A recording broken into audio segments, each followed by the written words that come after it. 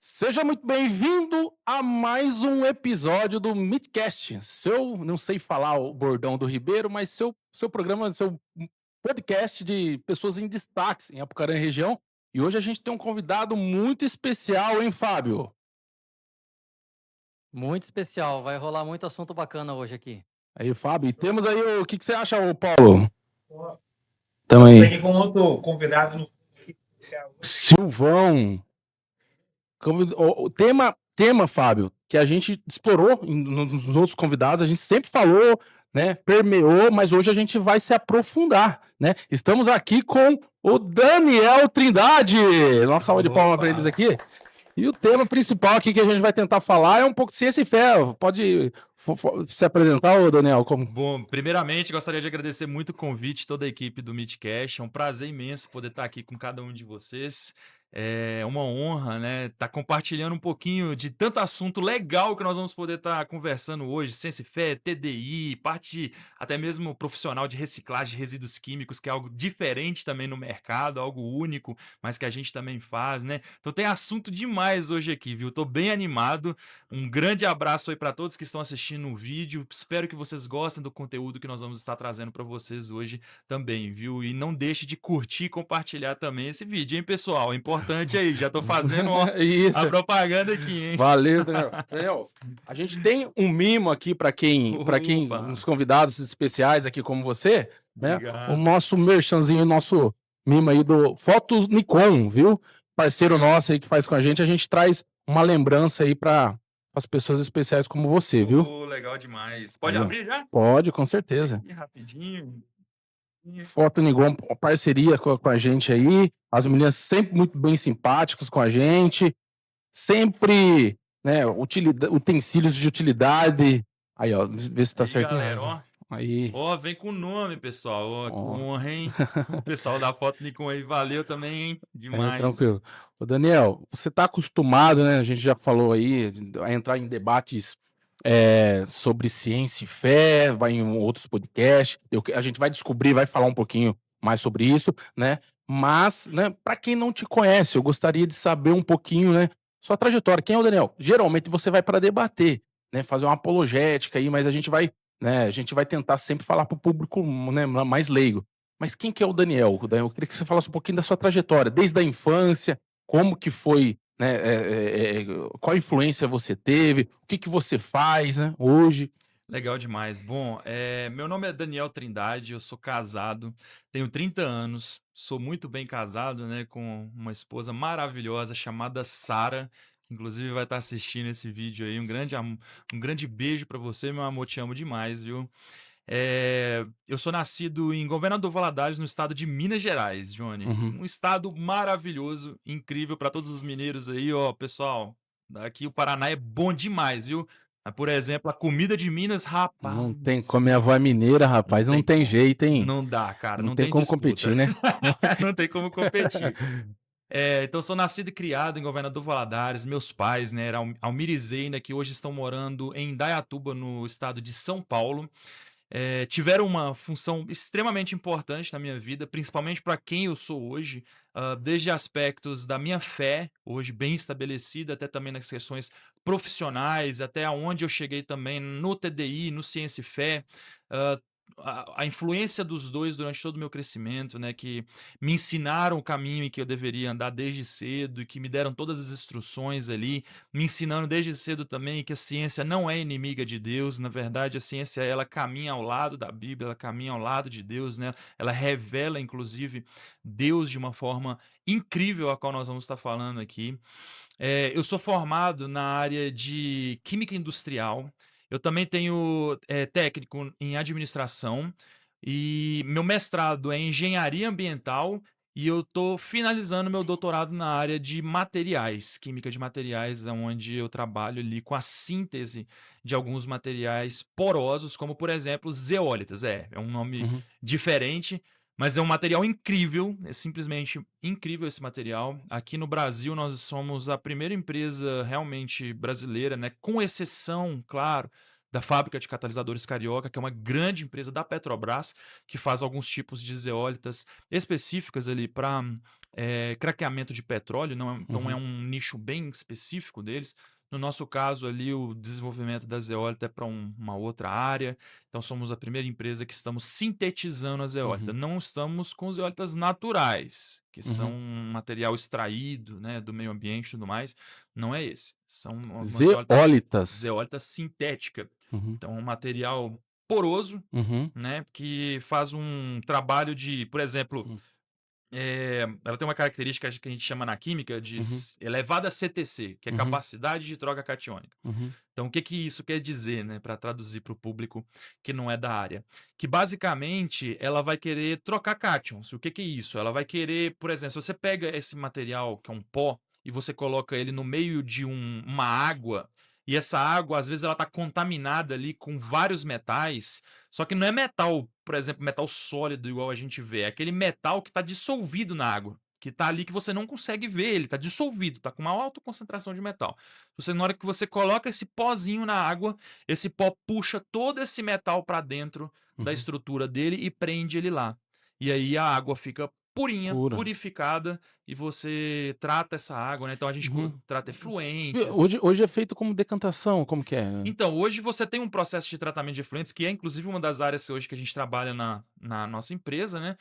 Que a Antares Reciclagem é uma referência aqui na região, Uhum. né, do Paraná, mas não somente do Paraná também. A gente Uhum. também é referência hoje na área de reciclagem de resíduos químicos industriais Hum. no mundo, né? Uhum. Então, estamos sempre aí. Acabamos de chegar agora faz 2 semanas, 1 semana e meia mais ou menos, que o meu Uhum. irmão chegou da Malásia, ele estava lá num congresso palestrando, né, Uhum. no maior congresso de indústrias metalúrgicas da área de chumbo do mundo, né. Então, Uhum. praticamente, quase todos os anos a gente tem sido convidado a palestrar, nesses eventos, no exterior, com as nossas tecnologias inovadoras que traz, né. Mas basicamente o processo de decantação ele é o quê?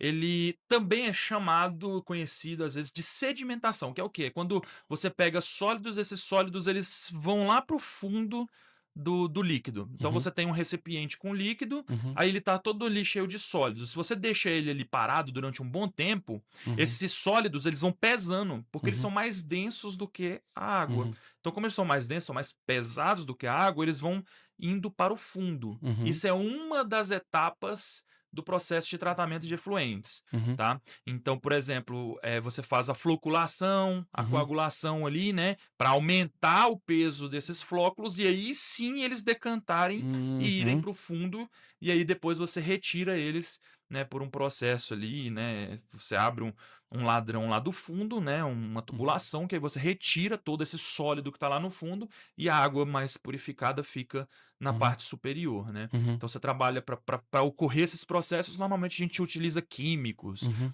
ácidos alcalinos diversos, né, Uhum. floculantes, polímeros, né, coagulantes, etc, para poder fazer esse processo de tratamento. Uhum. A zeólita ela entra mais como, não sei se vocês já ouviram falar a respeito de carvão ativado. Você já ouviu falar nesse Uhum. produto, A carvão gente ativado? a gente até utiliza, mas não Então, não carvão. carvão ativado é basicamente um material sólido ali que você Uhum. coloca dentro de um cartucho de filtro, né? Uhum. E aí o líquido ele passa, ele entra em contato com o carvão, aí o carvão o que que ele faz? Ele é poroso Uhum. também. E aí ele chupa as impurezas, Uhum. principalmente orgânicas ali, dependendo do Uhum. carvão, né, claro, mas principalmente orgânicas ali e tudo mais, e puxa as impurezas para dentro da estrutura dele, né? Por isso que Uhum. depois você tem que vir e retirar e trocar aquele filtro de carvão e colocar um novo filtro de carvão ali, né? Uhum.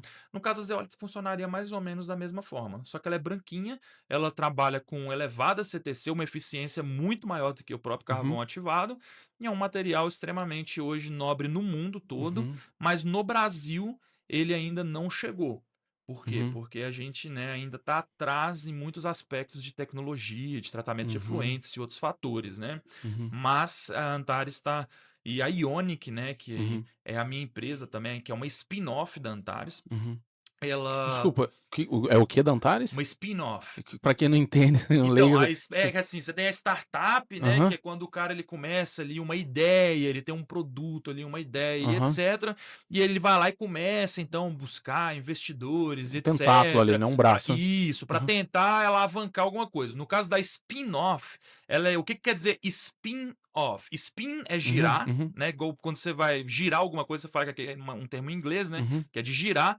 E off, vindo depois do termo Uhum. do spin, é como se algo tivesse girado aquilo. Uhum. Então, quando a gente fala que uma empresa ela é spin-off de outra, quer dizer que normalmente aquela empresa que é spin-off, Uhum. ela nasceu dentro de uma outra empresa. E aí ela usou, por exemplo, vamos dizer, da inércia de movimentação daquela empresa maior ali, para já começar indo rápido também, Uhum. entendeu? Porque às vezes, no nosso caso ali, a minha cobre uma área que a empresa maior não cobre, Uhum. entendeu? Então a minha, ela já começou num giro dessa aqui, entendeu? Ela Uhum. essa aqui meio que nasceu dentro dela. Então por Uhum. isso que a gente usa esse termo de spin-off, que é diferente de startup, por exemplo, né? Uhum. Já ouvi em filmes também, né? O filme principal, quando tem spin-off, ele tem um outro roteiro que sai mesmo conceito. É, isso aí. Que aí tá vindo dessa mesma ideia, já tá vindo de uma ideia ali que já tava pré-formada, uma coisa assim, né?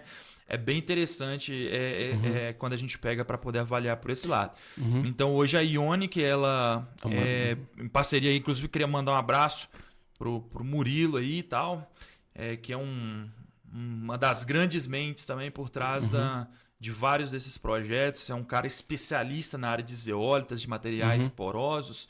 Tem sido basicamente aí um grande amigo que tem me ajudado muito na minha caminhada profissional. Foi professor meu e hoje é um amigo próximo e também, né, ainda assim contribuindo de várias formas, né, nesses estudos, né?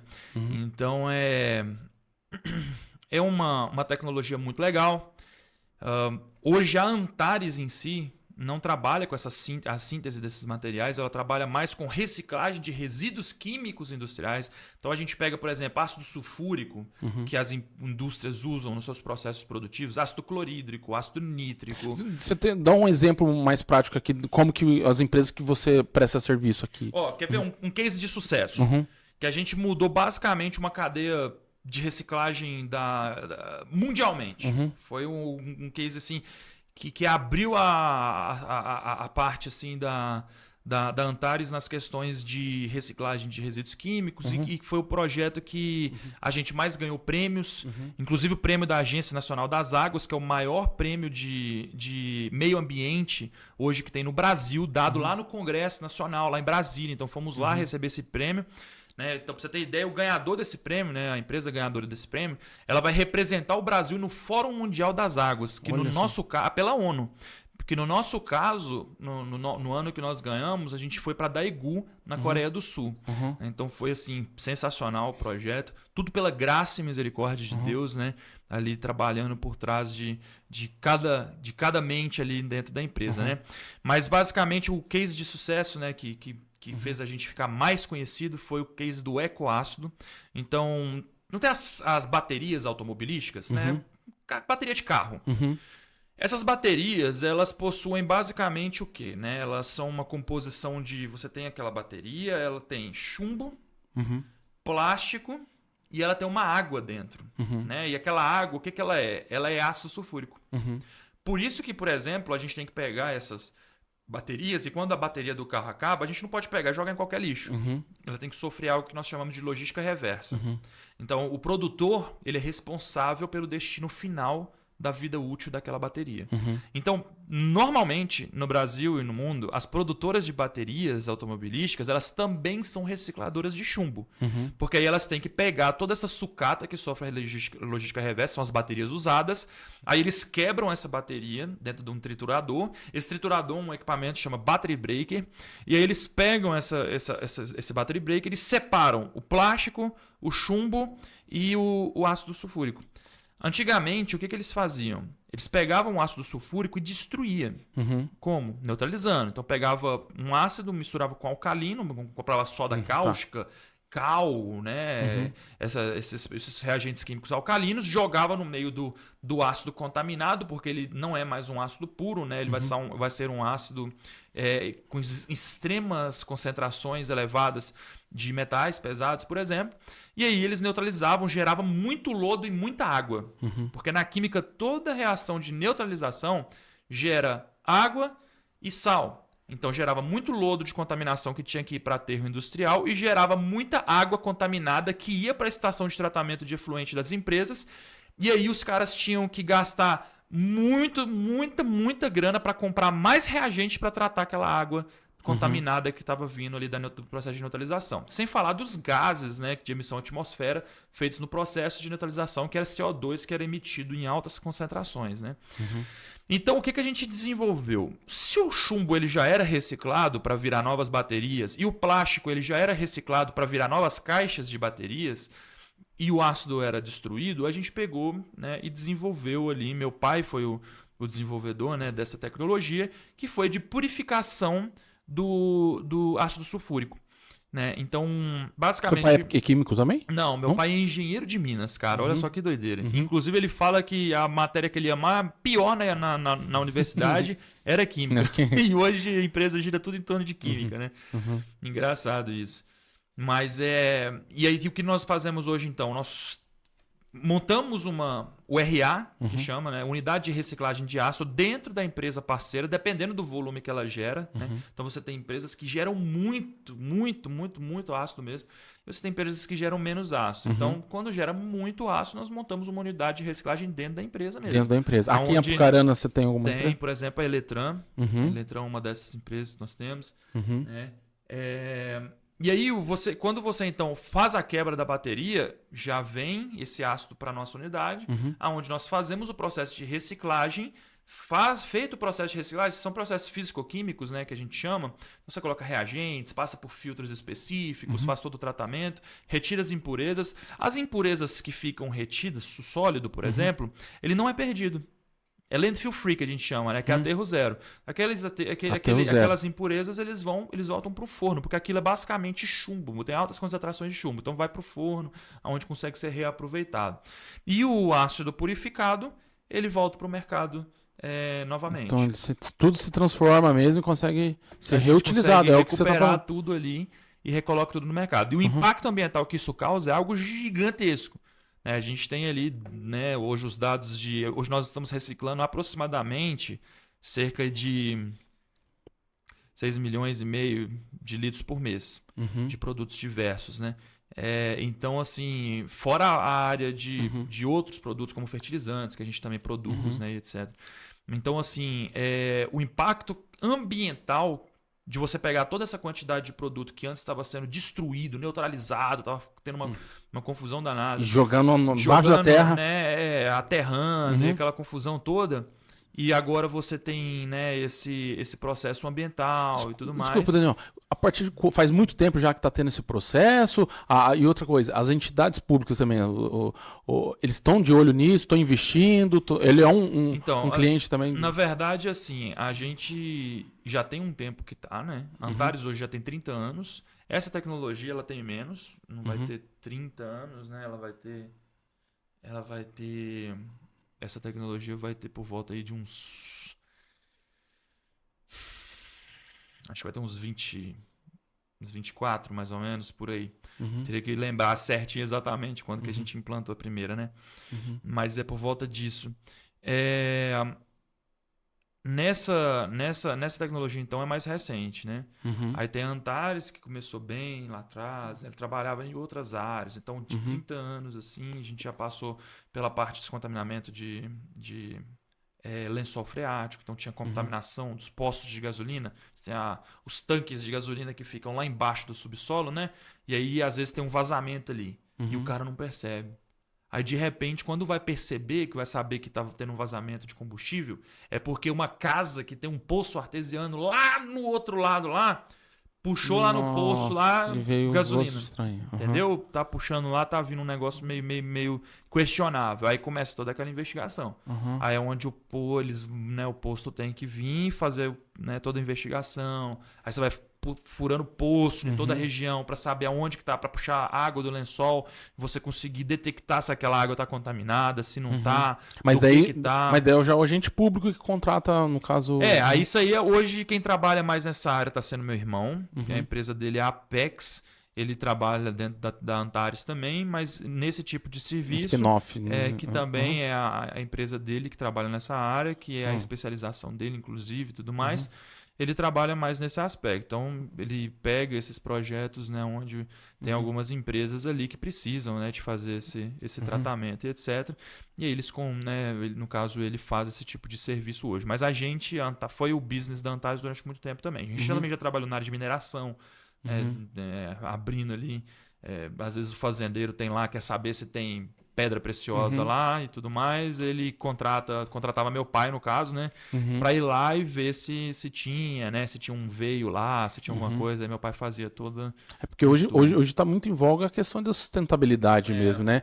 Então é um mercado que talvez quando se iniciou lá há 30 anos, né, não se pensava dessa forma como se pensa hoje, né? Por isso que eu tô perguntando, que cada vez mais estão se falando, mas... Tem assim, né, você tem, né, realmente algumas áreas, né, vamos dizer assim, públicas que se interessam, que acham interessante e tudo mais, mas eu não diria que hoje a gente está ainda no mesmo pensamento, né, de países realmente que se preocupam com o meio ambiente, sabe? A gente ainda está bem atrás, a gente ainda tem muitos problemas, né?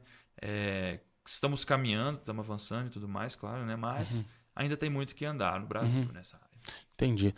Mas, assim, você explicou um pouquinho o que você está fazendo, né?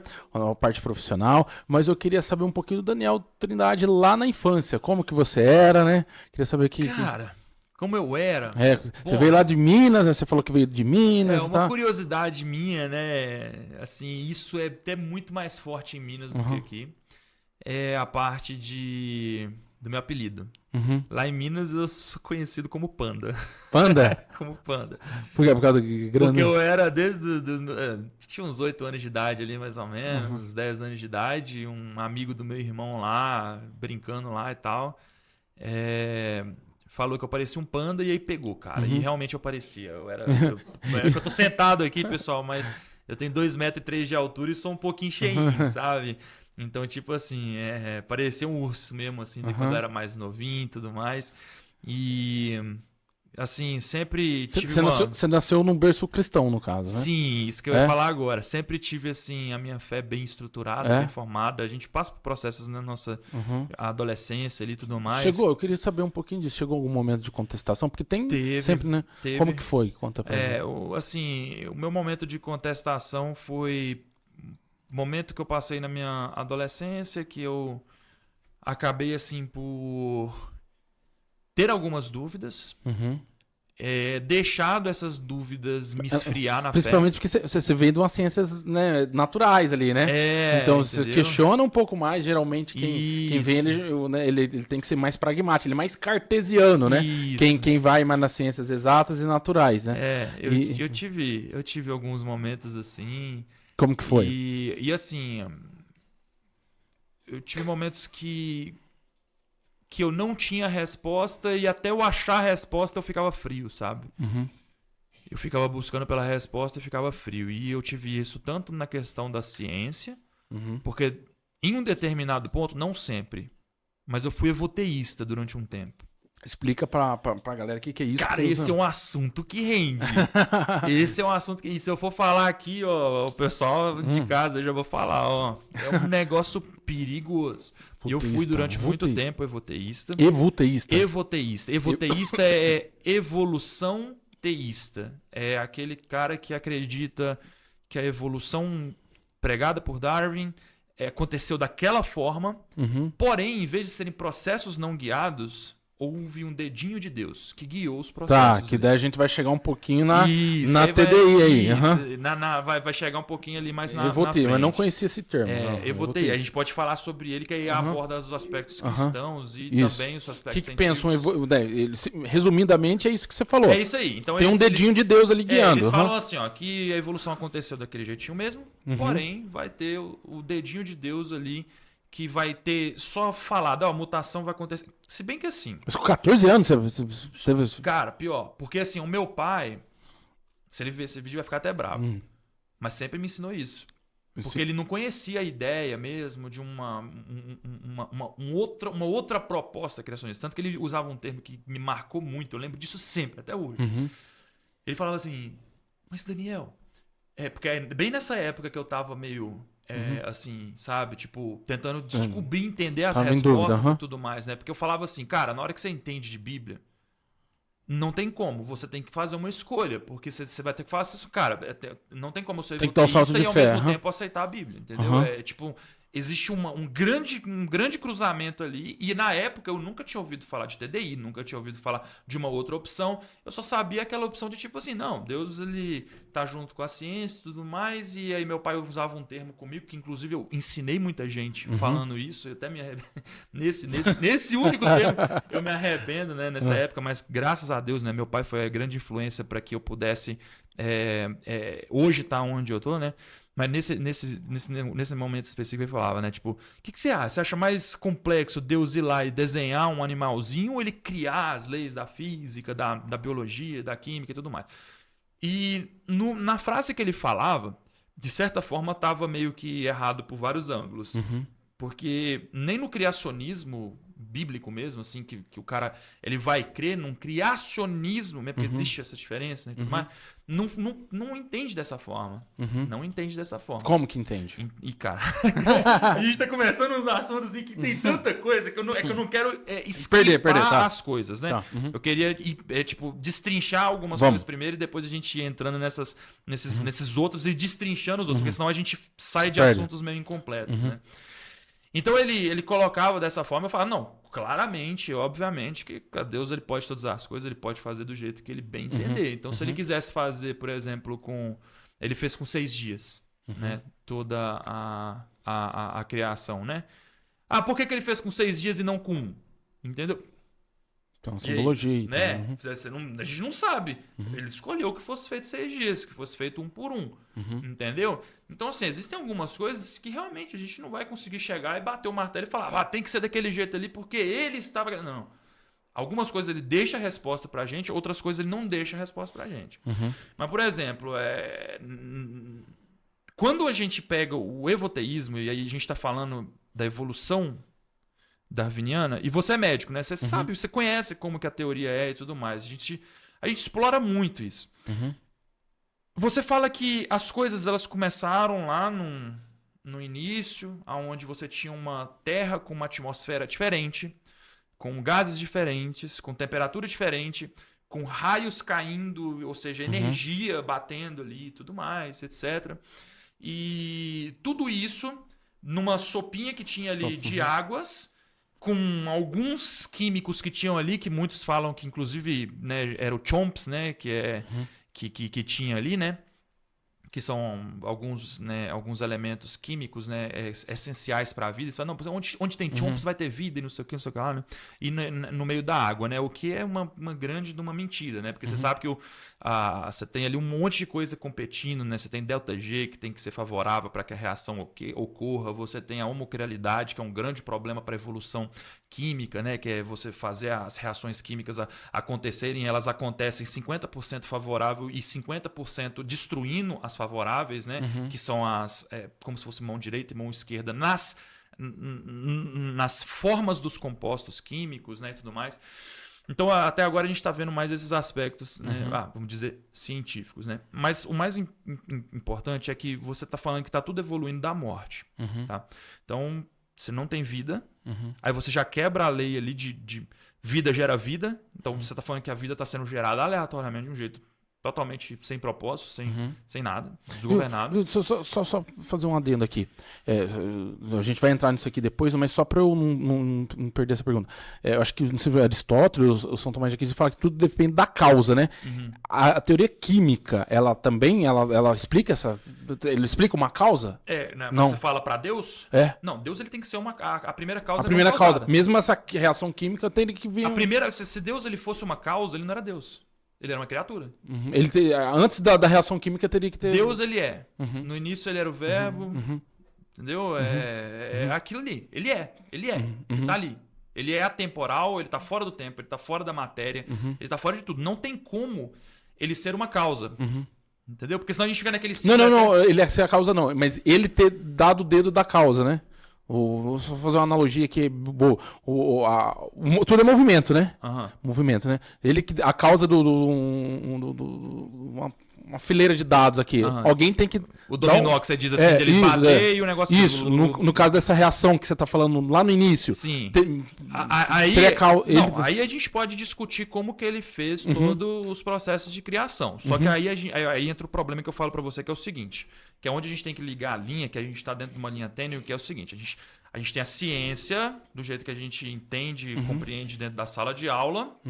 A gente tem a ciência sem preconceito.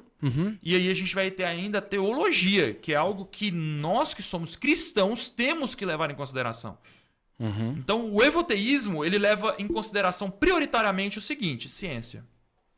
Aí ele pega a teologia, ele fala assim, vou adaptar a teologia pra contorcer ela para o que eu quero acreditar desse lado aqui. Tá, entendi. E aí, ele parte da matéria. E aí é o que eu tô te querendo te dizer, é onde que é o ponto que eu quero chegar. Porque na hora que eu for te mostrar quais são os problemas teológicos de você crer numa teoria dessa, e aí eu não tô nem dando ainda. Olha, por isso que eu falei com você que tinha muito assunto dentro desse nicho. Porque é muita coisa realmente. Porque assim, você tem os problemas científicos, você tem os problemas teológicos, e você ainda tem uma visão que a gente não tá nem discutindo, que é a resposta de um criacionismo para mais ajustado com a versão bíblica. Que vão falar que são... Porque até dentro do evoteísmo, você tem várias vertentes. Você tem a vertente de que Deus ele guiou as mutações, você tem a vertente que Deus ele jogou um monte de matéria que deixou ela aleatoriamente acontecendo. Um belo dia, ele voltou e falou, vou visitar o planeta Terra. Chegou no planeta Terra, olhou... Cara, isso está escrito nos livros de evoteísmo, tá? Ensinados dentro de igrejas. Tá bom? Então, assim, é um negócio muito sério. Deixou de lá, aí ele chegou um dia, vou ver como é que tá aquele planeta. Chegou lá, foi lá, viu, desenvolveram. Aí tinha alguns hominídeos que já estavam desenvolvendo ali alguns grupos e tudo mais, né? Já estavam construindo algumas cabaninhas, algumas coisas, já estavam mais evoluídos do que só a matéria que ele tinha deixado ali acontecer o que acontecesse. Aí ele virou e falou assim, muito interessante, eles evoluíram. Olha só, então eu vou selecionar esse aqui, ó, e esse aqui, e ele se chama, sabe de quê? Homo divinus. Tem até um nome, até lembrei o nome aqui, tá tentando lembrar esse nome já fazia tempo. Homo divinus. Esse aqui e esse aqui dessas tribos, e eles vão ser o Adão e Eva. Olha a história que eles contam. Só intercalando. Cara, mas o que eu tô virando pra você é o seguinte, tem alguma coisa a ver com Bíblia isso aqui? Alguma interpretação de Bíblia? Ele é uma bem forçam, né? Então é bem forçado. Isso é totalmente uma história inventada para que ele apoiasse uma teoria que eles quisessem crer. Não é uma interpretação bíblica. Isso se chama manipulação do texto bíblico. E a palavra de Deus ela é muito clara. Se você coloca ou retira algum texto, anátema. Entendeu? Que não... Ó, esquece. Então, assim... Outra coisa que você faz quando você fala que a evolução aconteceu. Cara, Gênesis acaba. Adão e Eva acaba. Não tem jardim, não tem queda do homem, não tem toda aquela história que a gente conhece, aquilo nada aconteceu, tá? Aí eu te falo, qual que é o maior problema se você nega e fala que Gênesis não é uma coisa que realmente existiu? Qual que é o maior problema? Teológico? Teológico. Se você tentasse puxar aí e tal, e pensar, eu falei que não teve queda do homem. Pai, Divino, Espírito Santo, pô. Cara, a Trindade, não? Eu já vou te ajudar. Olha só. A vinda de Jesus Cristo, que é o plano de salvação, foi exatamente para quebrar o que aconteceu no Jardim do Éden. Foi a queda do homem, o primeiro pecado foi a gente teve o salário do pecado, que é a morte. E aí, dali em diante, a gente virou escravo do pecado. Então, quando existe aquela palavra redenção, Jesus te comprou pelo sangue na cruz, todo mundo já ouviu esses termos em casa. Por isso eu tô falando, galera em casa, olha só, vocês precisam buscar conhecimento teológico e conhecimento científico. A gente tá permeando as coisas aqui. Só falando, isso é importante que você tá falando, porque é o seguinte, para muitas pessoas, esses caras, o que eles estão falando? Pode ser alguns, mas para várias pessoas que não chegaram nesse conhecimento ali, eles estão mano, rezando. Tudo que eles estão querendo saber, queriam estar escutando, é isso aí. Ele queria achar uma lógica pra eles voltarem a ter fé. É importante isso aí que você tá falando. isso aí. Então, assim, ó, galera que tá... vocês precisam entender. Quando fala, Jesus te comprou pelo sangue na cruz. O que isso quer dizer? O que quer dizer que ele te comprou pelo sangue lá na cruz? Por que ele morreu na cruz por você? Pelo seu pecado. Por que a gente fala isso? Exatamente porque tudo isso começou quando o homem caiu no jardim. Essa história ela começou lá do jardim.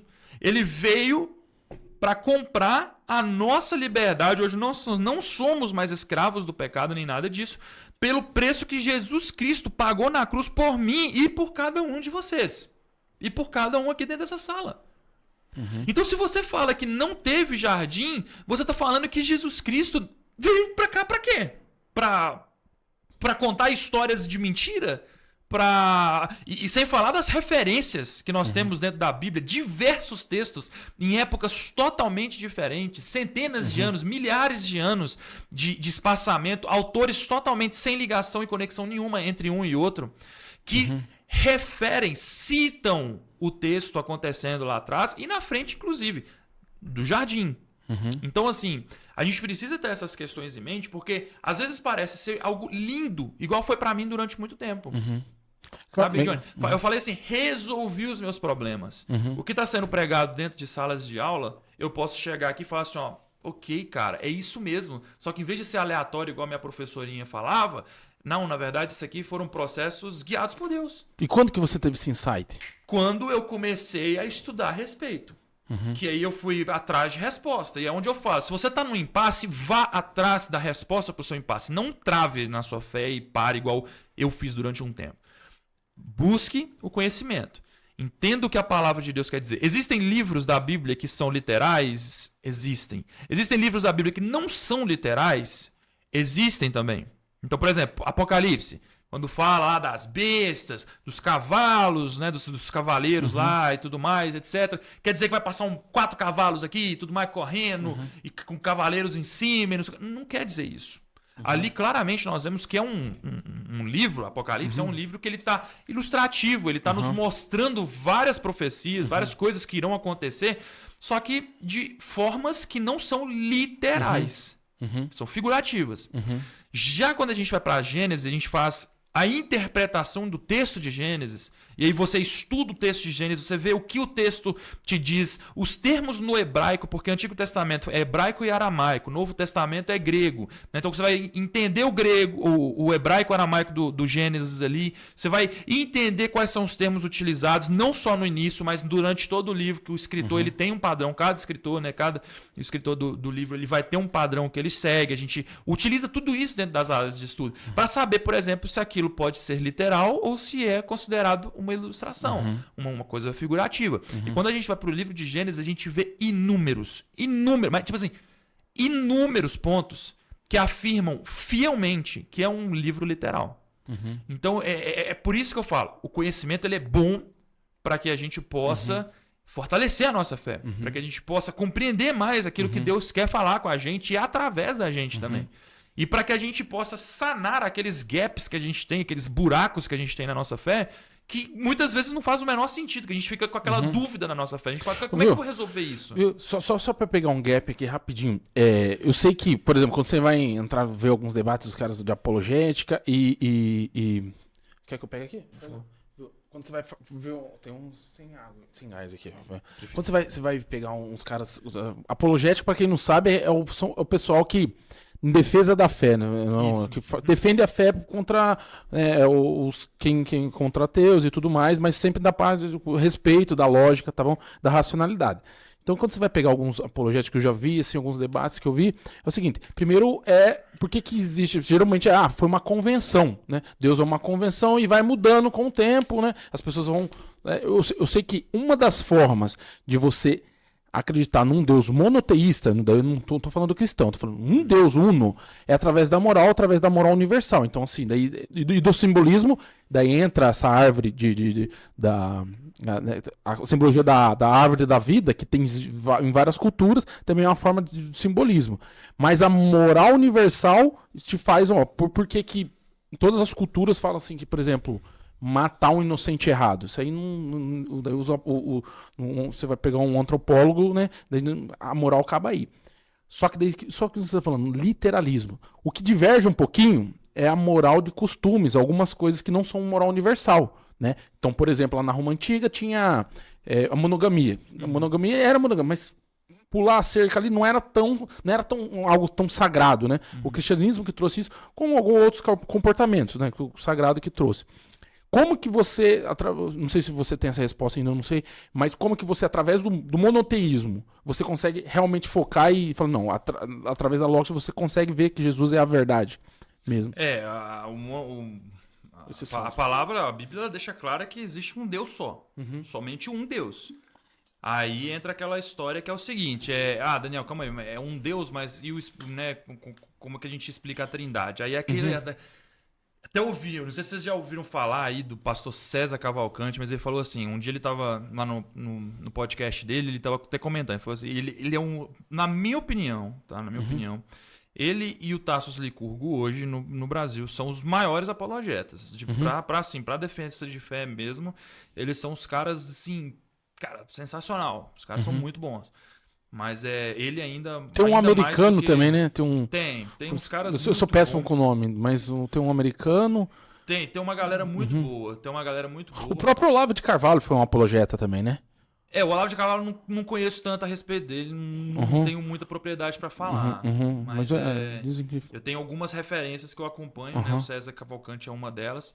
E ele falou o seguinte, cara, que um dos maiores debates, inclusive, que ele faz, foi perguntar pra ele, César, você já debateu sobre um monte de coisa de Bíblia. Na sua opinião, qual que é o tema mais espinhoso? Aquele, assim, que é complicado. Você fala assim, cara, é um negócio difícil de debater. É a parte da Trindade, né? Por exemplo, a gente sabe que é Deus 3 em 1, é um Deus, mas é 3 em 1, entendeu? Então, assim, isso é o monoteísmo. O cara, ele pega e fala pro pessoal que não sabe de casa, né? Monoteísmo é você crer numa religião que existe um Deus só. Aí tem o politeísmo, que é quando o cara ele crê que existem vários deuses. E aí você vai ter algumas religiões que creem nisso. Por exemplo, tipo, se não me engano, as Testemunhas de Jeová, por exemplo, eles creem que quando a gente morre, todos nós vamos virar deuses, por exemplo. Entende? Então aí já é uma ideia que eles não admitem. Mas as ideias deles já vão para um caminho um pouco mais politeísta e tal, né? Então, existem esses precalços aí, né, dentro disso. Mas no monoteísmo, para mim, é tipo assim, você vai falar 3 em 1, a gente entende que é os 3 em 1, né? Aí a gente tem vários textos que a gente vê, inclusive no Antigo Testamento, né? Dos 3 aparecendo, né? Pai, Filho e Espírito Santo ali e tudo mais, etc. Que aí você busca nos termos no hebraico e tudo mais, você consegue ver que isso procede. Mas sobre explicar, tipo, como se fossem, sei lá... pode falar. Não, só resumindo, por que tem que ter pai e filho? Você quebra a lógica se você não acreditar, né? Logicamente, se você não acreditar na Santíssima Trindade, você quebra de alguma forma a lógica, né? Do Deus monoteísta, né? E até Jesus como sendo a verdade, né? Assim, você vai contra o que a palavra de Deus te diz, né? Eu acho que você tem uma divergência dentro da palavra de Deus. Eu tô tentando seguir um pouco o raciocínio de como que o monoteísmo vai ter a ver com esses 3 pontos que você tá colocando. Mas o que a gente entende é que o monoteísmo é fato da nossa questão. Cremos no monoteísmo, né? Que é um Deus só. Só que esse Deus que nós cremos, ele é 3 em 1. Que é o Pai, o Filho e o Espírito Santo. Aí você tem características específicas para cada um deles, por exemplo, né? A gente vê o Pai como aquele Deus que, por exemplo, Jesus aqui na Terra orava para ele e tudo mais, falava com ele, etc, né? Nós vemos o Espírito Santo como o Espírito Consolador, né? Que é aquele que Jesus Cristo ele meio que deixou aqui conosco, né? Falou, vou deixar o meu Espírito com vocês, tudo mais, para até que ele venha novamente, tudo mais, né? E aí você tem então esses conceitos bíblicos que foram construídos, né? Eu vejo que quando a gente quebra esse conceito, por exemplo, a gente não vou aceitar que é 3 em 1. Aí a gente tá indo contra o que o texto bíblico nos ensina. Eu vejo que a gente perde a essência, por exemplo, daquilo que a palavra nos ensina, né? Eu sou, né? É interessante. Mas deixa eu perguntar pra você. Em qual. Você teve alguma. Se você estava falando ali que você teve alguns embates na. Não, embates não, alguns debates. Né, teve algum deles assim que você se recorda, que você lembra que você foi? Sim. Você tem vários amigos apologetas aí, né? Sim, eu já debati. A parte que eu mais debati foi bastante. Eu já debati na apologética também, mas já tive mais debates na área da TDI, da teoria do design inteligente ali, né? Você quer falar um pouquinho sobre isso aí? Eu acho que seria interessante, mas eu acho que a gente deixou meio em aberto ainda a parte ali né, que ficou ali em aberto do evoteísmo. A gente Tá, vamos desculpa, eu te interrompo aqui. É só pra gente não ficar sem fechar, porque senão depois o público vai ficar meio assim, tipo, pô, mas eu queria saber o final da história, parou no meio da metade ali, não fez o fechamento, né? Mas então, assim, quando você diz, né, que existe todo esse processo evolutivo, então você quebra a narrativa bíblica, você quebra o texto de Gênesis, você fala que Gênesis ele não funciona, que o jardim não teve, aquilo tudo lá não rolou, não teve nada daquilo. Você fala que a parte do dilúvio também não aconteceu, aquilo também. Eles só vão considerar lá para Abraão. Lá, mais ou menos, lá para Abraão, que eles vão falar, aqui sim começa uma história verdadeira, né, que aí é mais literal, tudo mais. Antes disso, nada disso funcionava dessa forma, né?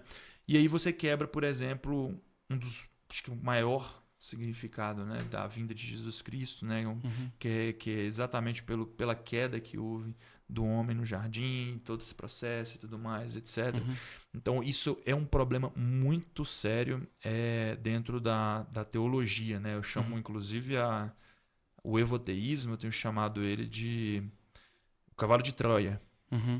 Né? Para quem conhece a história do cavalo de Troia, né? Foi um presente dado de uma nação para outra, que eles estavam, né, ali de fora querendo invadir, mas eles deram esse presente para a nação. Era um grande cavalo de madeira, gigante, gigante, gigante. E aí eles encheram esse cavalo de guerreiros por dentro e entregaram de presente para outra nação. Aí a nação que estava coberta pelos muros resistentes, né, os portões e tudo mais, eles não conseguiam invadir. O que aconteceu? Eles receberam o presente pensando que era só um cavalo de madeira e colocaram lá dentro da cidade. Aí durante a noite, todos aqueles soldados escondidos lá dentro saíram, né, de dentro do cavalo de Troia e destruíram a cidade de dentro para fora, né? Então eu costumo dizer que o evoteísmo ele é algo que funciona assim hoje para as igrejas, inclusive, porque ele vem como algo extremamente bem aparente, extremamente bem apresentado e tudo mais, mas que quando ele chega lá dentro, ele simplesmente libera tudo que ele tem de dentro dele de informação, o que corrompe a essência do cristianismo. A né? teologia da libertação faz isso também, né? Você tem também, né, a teologia da prosperidade também. Né, essas teologias que falam normalmente o que nós queremos ouvir, né? A própria ideologia também secular, né? Ela vem com todos valores cristãos também ali envolvidos, né? Que você se compadece e te entrega a um cavalo de Troia também. Você usou uma analogia bacana. Exatamente. E quando a gente vai, Johnny, assim, para a ciência, cara, nós vemos assim coisas mais incríveis ainda, sensacionais. Nós vemos que a ciência ela revela Deus de uma forma sobrenatural. E aí entra onde é uma área ministerial que hoje eu tenho, né? Que Deus tem me levado a lugares onde eu nunca imaginaria um dia estar. No começo do ano, passei 15 dias na Inglaterra. Lecionando lá, né, sobre ciência e fé e pregando em igrejas também. Foi uma experiência surreal, uma experiência assim incrível, porque a Inglaterra ela foi um dos berços do cristianismo, onde nasceram ali grandes nomes, onde tiveram ali grandes coisas que aconteceram dentro do cristianismo, mas hoje é um país que está destruído em questão religiosa. Para o cristianismo, sabe? Igrejas que se tornam se tornaram bares, né? Igrejas, muita coisa triste acontecendo. Então foi uma experiência muito profunda onde eu estive lá. E aí é onde vai exatamente essa parte, né, do Ministério Ciência e Fé, que é onde eu tento trazer a conciliação ali, né, para que as pessoas elas possam entender como que hoje nós temos uma ciência mal interpretada, como nós temos também uma teologia mal interpretada em alguns pontos. E como existem coisas, cara, que a gente acaba pensando que o cristão não tem lugar na ciência, que o cristão não tem como você ser um bom cientista se você crê em Deus e tudo mais. Muitos professores fazem isso dentro de sala de aula. Eu passei por isso, então se eu estou falando é porque eu vi professores fazendo isso em salas as quais eu estava, que não era ser neutro, era ser anti mesmo um cristianismo, falar, cara, que esquece. É que você não tal. sabe, né? A pessoa não sabe. Coisas bem complexas, né? Mas os maiores nomes da ciência e as maiores universidades, inclusive, eram confessionais. Você tem, por exemplo, os ganhadores de prêmio Nobel entre os anos 1900 a 2000, né? Então 100 anos de prêmios Nobel, foram para, se não me engano, foi 75% ou 72%, mais ou menos. Tá entre aí 72% a 75% foram para cristãos. Aí você vai ter o segundo lugar, que vai estar ali com uma quantidade, né, ainda considerável e tudo mais, é judeu, que também tem crença, que também acredita em algo. Aí só com 10%, a gente vai ter, por exemplo, os ateus, agnósticos e livres pensadores, que aí é onde a gente junta 3 grupos, né? Tem que juntar 3 grupos para dar somente 10%. Então são 427 prêmios para cristãos contra, se não me engano, era 60 e poucos para ateus, agnósticos e livres pensadores. A gente até brinca, né? Que eles ficaram só com dízimo, né? 10%. Eles ficaram só com 10%, né? Então... E você que esteve lá na Inglaterra, o pessoal da Inglaterra, assim, que você percebeu, né, que, né, do jeito que tá, você sente que eles estão em qual esfera aí, né? Da preguiça, talvez, para não Hoje estudar? eles estão muito frios. Muito frios. Aqueles que não abandonaram a fé foram para essas teologias complicadas. Então, por exemplo, você tem igrejas que ao mesmo tempo são igrejas, também tem bandeira do homossexualismo, por exemplo. Entende? Você tem essa libertinagem acontecendo. Gente, só fazendo um adendo aqui, o Daniel ele usou uma terminologia que é homossexualismo. Só lembrando que a gente está dentro de uma cosmovisão cristã, tá? A forma como você interpreta, né? Alguém pode estar te corrigindo mentalmente, mas o termo correto é homossexualidade e tal. Mas dentro da cosmovisão da lente, do viés que você está vestindo, não está errado, né? Todo mundo existe. E a ideologia é um tipo de lente, é um tipo de viés que você interpreta e segue sua narrativa de mundo. Né? Pode dúvida. continuar. É só, assim, claro, não estou julgando ninguém. Lógico. Quero deixar claro aqui. Não, tá? é porque geralmente quando eu sei porque eu vim uma que eu sou da área da saúde, né? E outra que eu vim de um ambiente bem progressista, né? Que é a universidade pública, né? Então, se você utiliza assim, você é corrigido quase que moralmente. Né? Isso aí eu falo assim, não tenho julgamentos, quem assim, última coisa que eu quero é julgar alguém, né? Isso não é nem algo que o cristão deve fazer por si. Mas dentro de uma interpretação mesmo da palavra, a gente tem assim, eu tenho esse entendimento, né? Que as duas coisas elas, né, não teoricamente não vão caminhar. Eu não quero, né, travar. Você tá aqui não quero travar sua linha de raciocínio, mas só dar uma dentro só para eu fazer um comentário. Não vai perder, não volta aqui. Mas assim, o que eu tava falando lá sobre moral universal é justamente isso, né? Todas as culturas têm a mesma. O que diverge é, por exemplo, né, segundo a minha concepção, agora não vou saber qual literal, não sou nenhum teólogo, mas assim, o que diverge seria, dentro da cultura cristã aqui, seria o pecado venial e como você penaliza ou criminaliza aquilo, entende? Então a hierarquia da moral que pode divergir. Então, assim, tem alguns lugares que, por exemplo, a pena de morte é um crime. Existe a pena de morte. É certo ou errado? Já foge um pouco da da questão de você matar um inocente. Então, essas diferenças daí fogem um pouco da moral universal. E aí entra, às vezes, nessa questão de moral periférica, vamos colocar assim. Muitas vezes é uma mulher que também, dentro de uma cultura, trai o marido, né, adultério, ela pode ser, né, condenada à morte. Então, essas divergências existem dentro dessa hierarquia. E o que Mircea Eliade fala é o seguinte, não sei se você já ouviu falar, o sagrado e profano. É uma narrativa que eu gostei e eu acho que faz todo sentido. O ser humano, quando ele deixa de acreditar em uma ideologia, ele concentra sua crença em outra automaticamente. E esses valores vão sendo um pouco decodificados, alterados. E essa sacralidade dos moral, ou moral mais grave, moral mais... elas vão se invertendo, né? E vai se tornando sagrado. E o que é sagrado pra gente dói, né? Então por isso que a gente tá vivendo dentro dessa imersão do laicismo, tá muita divergência, né? Eu falo muito por mim, assim, sabe? E o que eu falo é o seguinte. Inclusive, um dos estudos que a gente dá, né, que a gente conversa. Quando eu falo a gente, tá? Eu não tô falando da TDI, não, porque eu nem expliquei ainda o que é TDI, tá, pessoal? Tô falando, assim, né, ali da parte mais ciência e fé e etc. É exatamente uma das grandes dúvidas que muitas pessoas têm, né? A gente tem uma aula só sobre isso, que fala por que é o Deus bíblico, o Deus cristão, né? Por que não pode ser, sei lá, qualquer outro Deus? Que eu já vi muita gente argumentando assim, não, pode ser qualquer outra coisa, pode ser reconhecido de qualquer outro jeito, mas por que o Deus bíblico, né?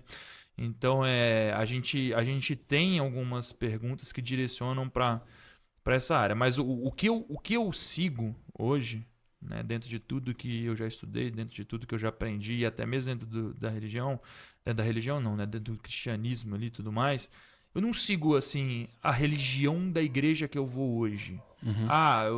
Hoje eu vou na Presbiteriana Renovada. Quer dizer que eu vou seguir tudo que é... Claro, vou tentar seguir, etc.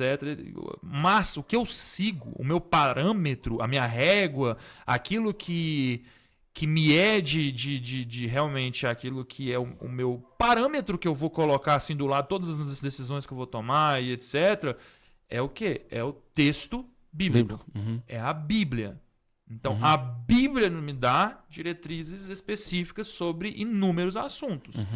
Entende? Então, o que nós temos que seguir, qual que é o padrão e tudo mais. Claro que existe essa moral universal que é tipo assim... Imperativo categórico. Aquele negócio tipo assim, matar uma pessoa ali por motivo ignorável. Você sabe que né, isso é uma questão que já está dentro da gente, que a gente sabe que existem coisas que são erradas, isso é uma coisa essência, né? que já está dentro da gente, né, ponto ali, né? É uma coisa que a gente é a imagem e semelhança de Deus, né? Então, eu entendo que várias coisas veio dentro desse pacote de imagem e semelhança. Como, por exemplo, a gente sentir emoções intensas, por exemplo. O chorar.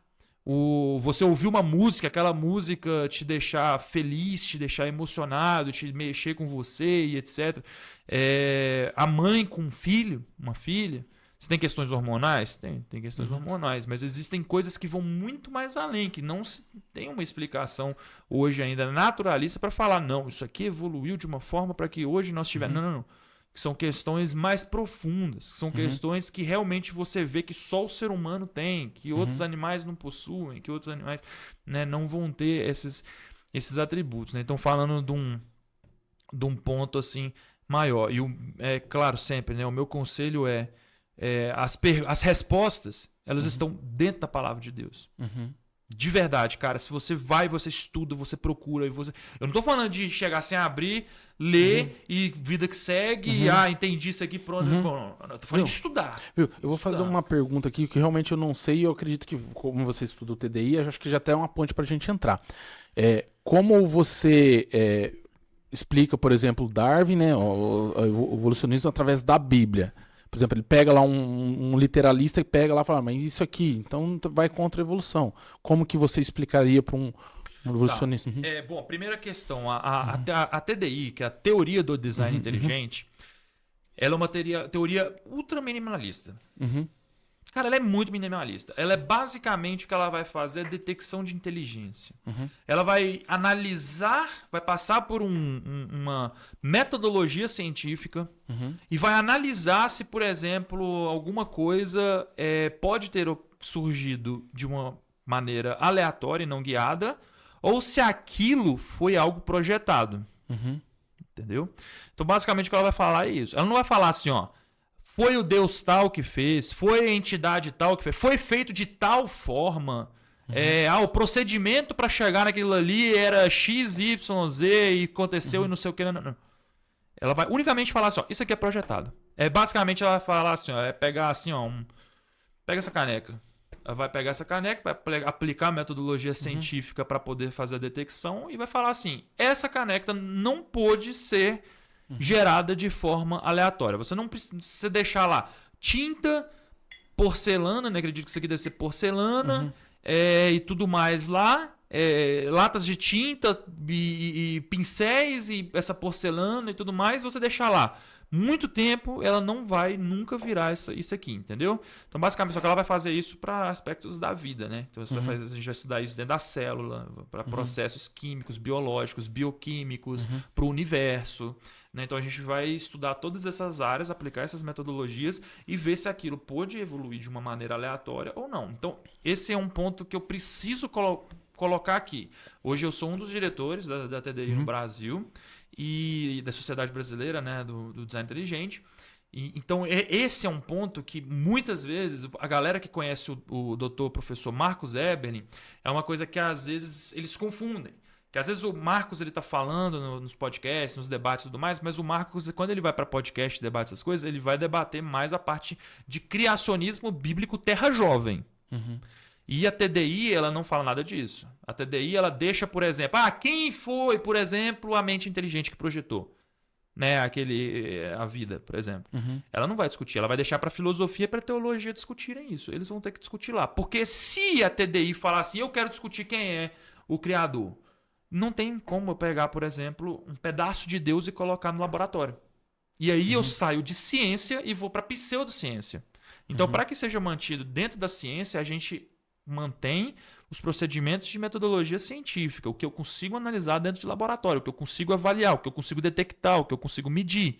Né? No caso de apontar quem é a identidade desse criador, aí é filosofia e teologia. Então, dentro da TDI, por exemplo, dentro da TDI, por exemplo, você vai ter pessoas que creem no Deus cristão, você vai ter pessoas que creem que numa mente que paira o universo. O que você está falando aí flerta muito com Platão, né?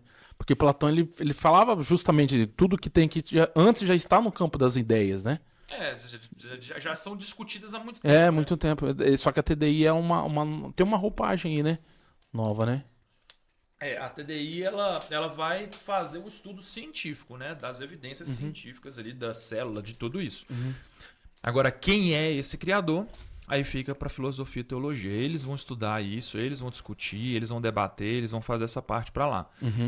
Então, por isso, quando eu falo assim, ciência e fé, aí é o Daniel falando de ciência e falando de Bíblia, de Deus e tudo mais. TDI, aí é quando eu for falar só de evidências científicas. E aí eu não vou citar a Bíblia, não vou citar, eu faço, isso aqui, cara, quando você vai, eu tenho algumas palestras, vocês podem achar essas palestras na internet. Acessem depois o canal da TDI Brasil, né, aí no YouTube, o canal oficial, né, da TDI Brasil, e lá vocês vão ver palestras, inúmeras palestras lá, né?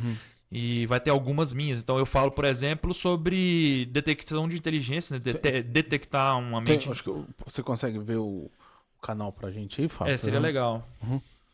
Como que é o nome?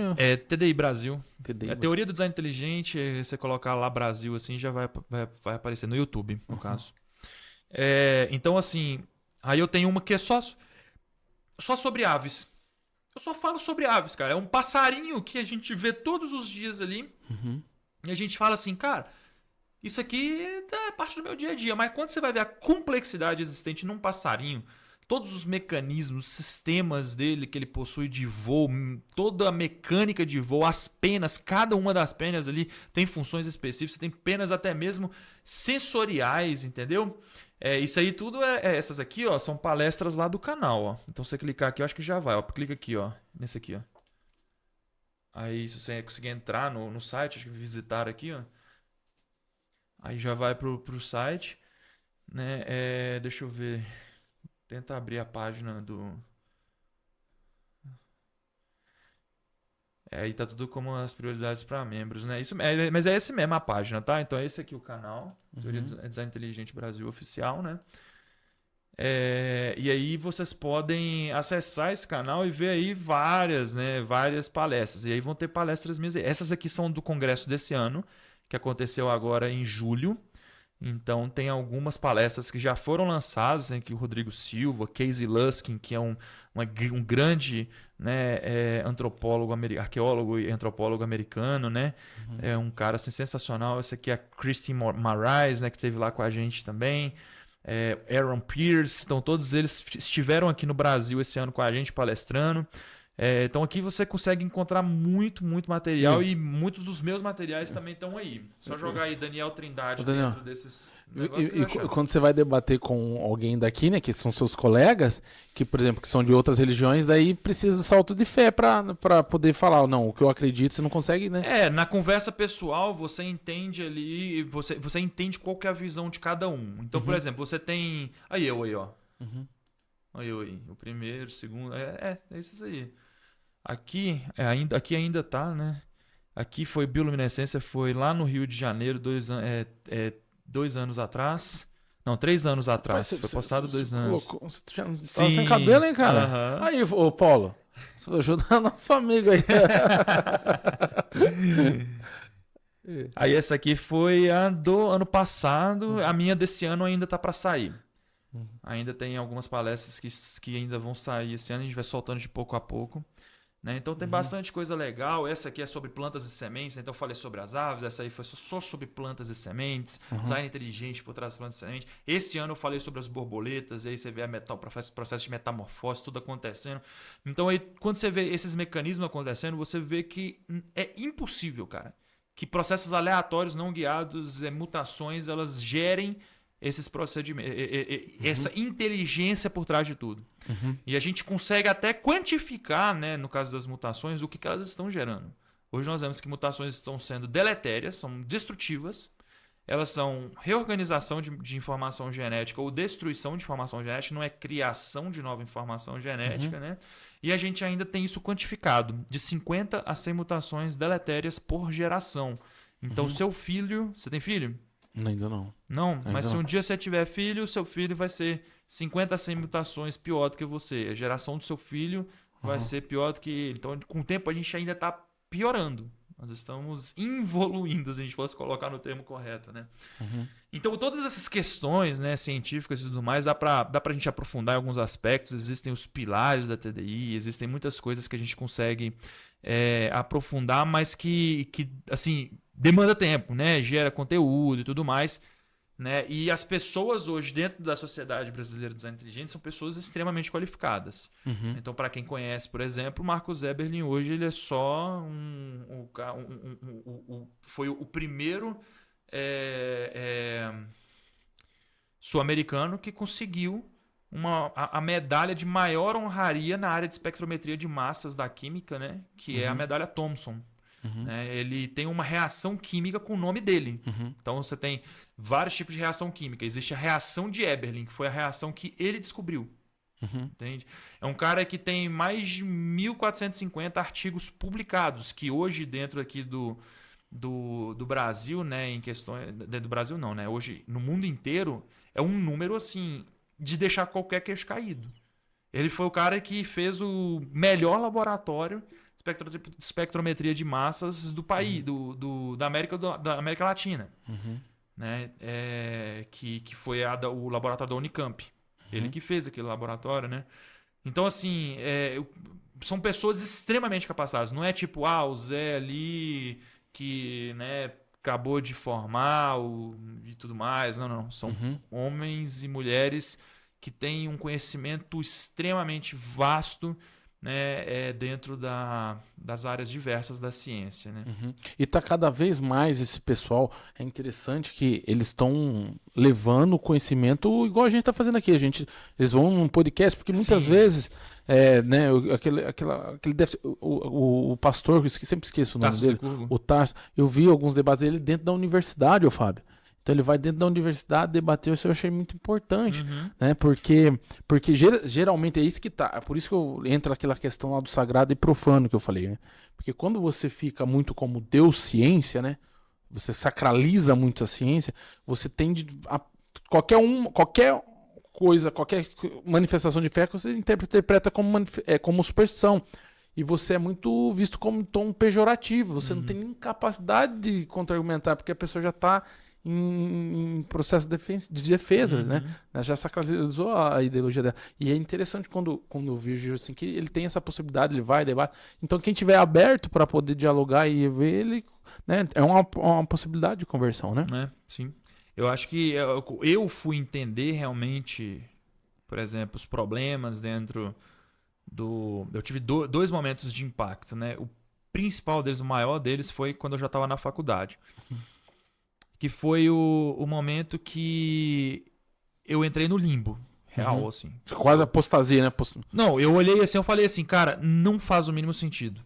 Eu olhei, eu falei assim, o que eu tô falando, o que eu tô ensinando é dentro da Bíblia aqui, da ciência, eu não tô conseguindo acreditar nas coisas que eu tô falando. Entende? E aí eu falei assim, aqui tem um problema. Aqui eu tô vendo o texto bíblico, eu tô interpretando o texto bíblico e eu tô vendo que o texto bíblico não tá dizendo isso.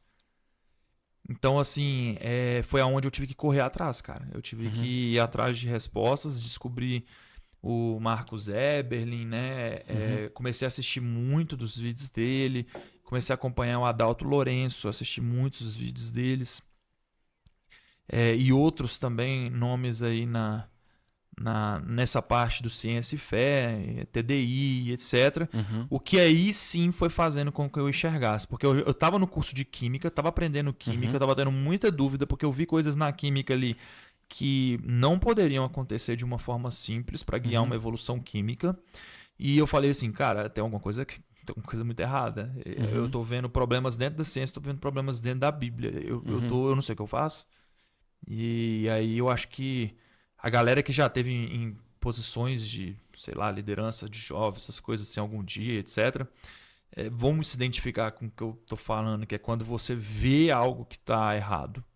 E você, às vezes, estava ensinando aquilo e aí você fica, não posso fazer isso, entende? Tipo, Você entra em dissonância cognitiva, né? Eu passei por isso também dentro da faculdade. aí eu lembro até hoje que o que eu fiz, eu saí de noite, depois da aula, eu estudava à noite.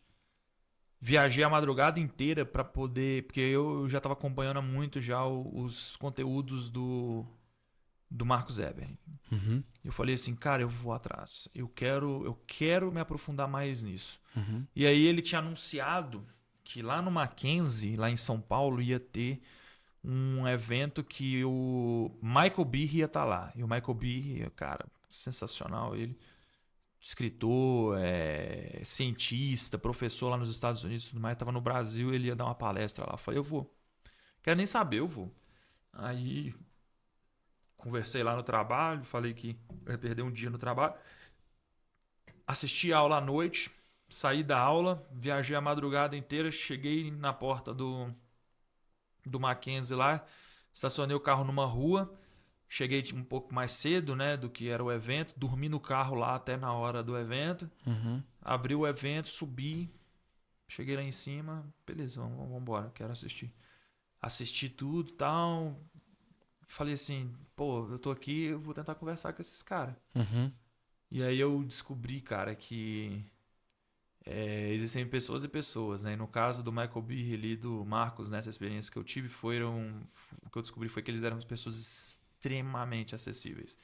Por mais que eram famosos, grandes, gigantes e tudo mais, eles eram extremamente acessíveis, né? Então, eu cheguei até o Marcos, conversei com ele, falei, Marcos, seguinte, meu nome é Daniel Trindade, eu faço isso, isso e aquilo, estou estudando isso, isso e aquilo, e eu quero me aproximar mais. Eu quero estar mais próximo, eu quero conhecer mais, eu quero saber como é que eu posso fazer isso. Ele falou, tá, você quer saber? Você quer trabalhar? Você quer fazer os negócios? Então, beleza, então tu pega meu número aí.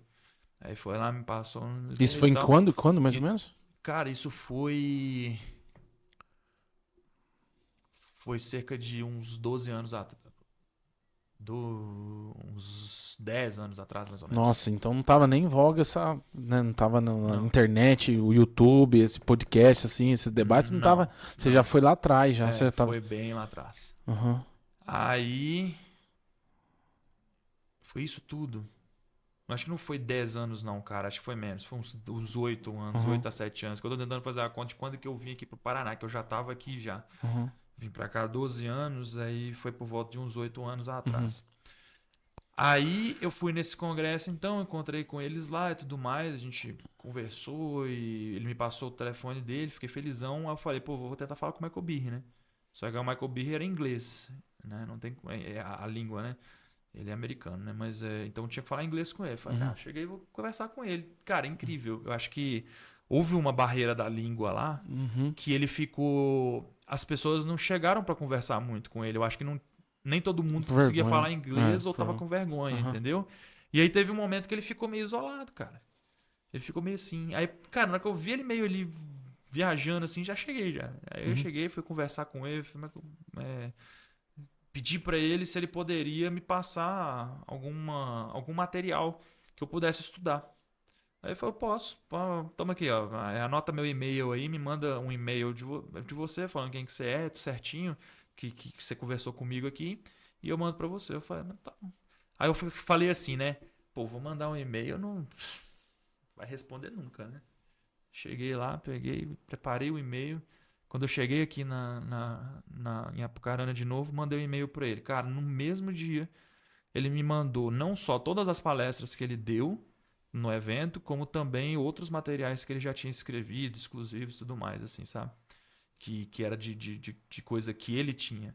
E esse foi o meu primeiro contato com a TDI, onde eu consegui falar no primeiro contato com 2 nomes gigantes e os caras, tipo, abriram os braços, mesmo foram ultra receptivos, né? Então, isso serve até de incentivo para quem quiser conhecer, né, a teoria do design inteligente. Tem o site nosso que é tdibrasil.com. Vocês podem entrar lá e vocês podem fazer parte da sociedade brasileira. Isso não tem custo nenhum, é custo zero. E aí vocês vão passar a receber, né, as notícias da ciência e tudo mais que vão ajudar vocês a entenderem uma ciência sem preconceitos. É uma ciência que você não vai partir de pressupostos nenhum e que você vai fazer uma análise justa daquilo que você está estudando. Então é bem bacana, é bem legal. Bacana, bacana, Daniel. Quanto tempo estamos aí, ô Fábio? Acredito que temos aí uns 15, 20 minutos, Paulo.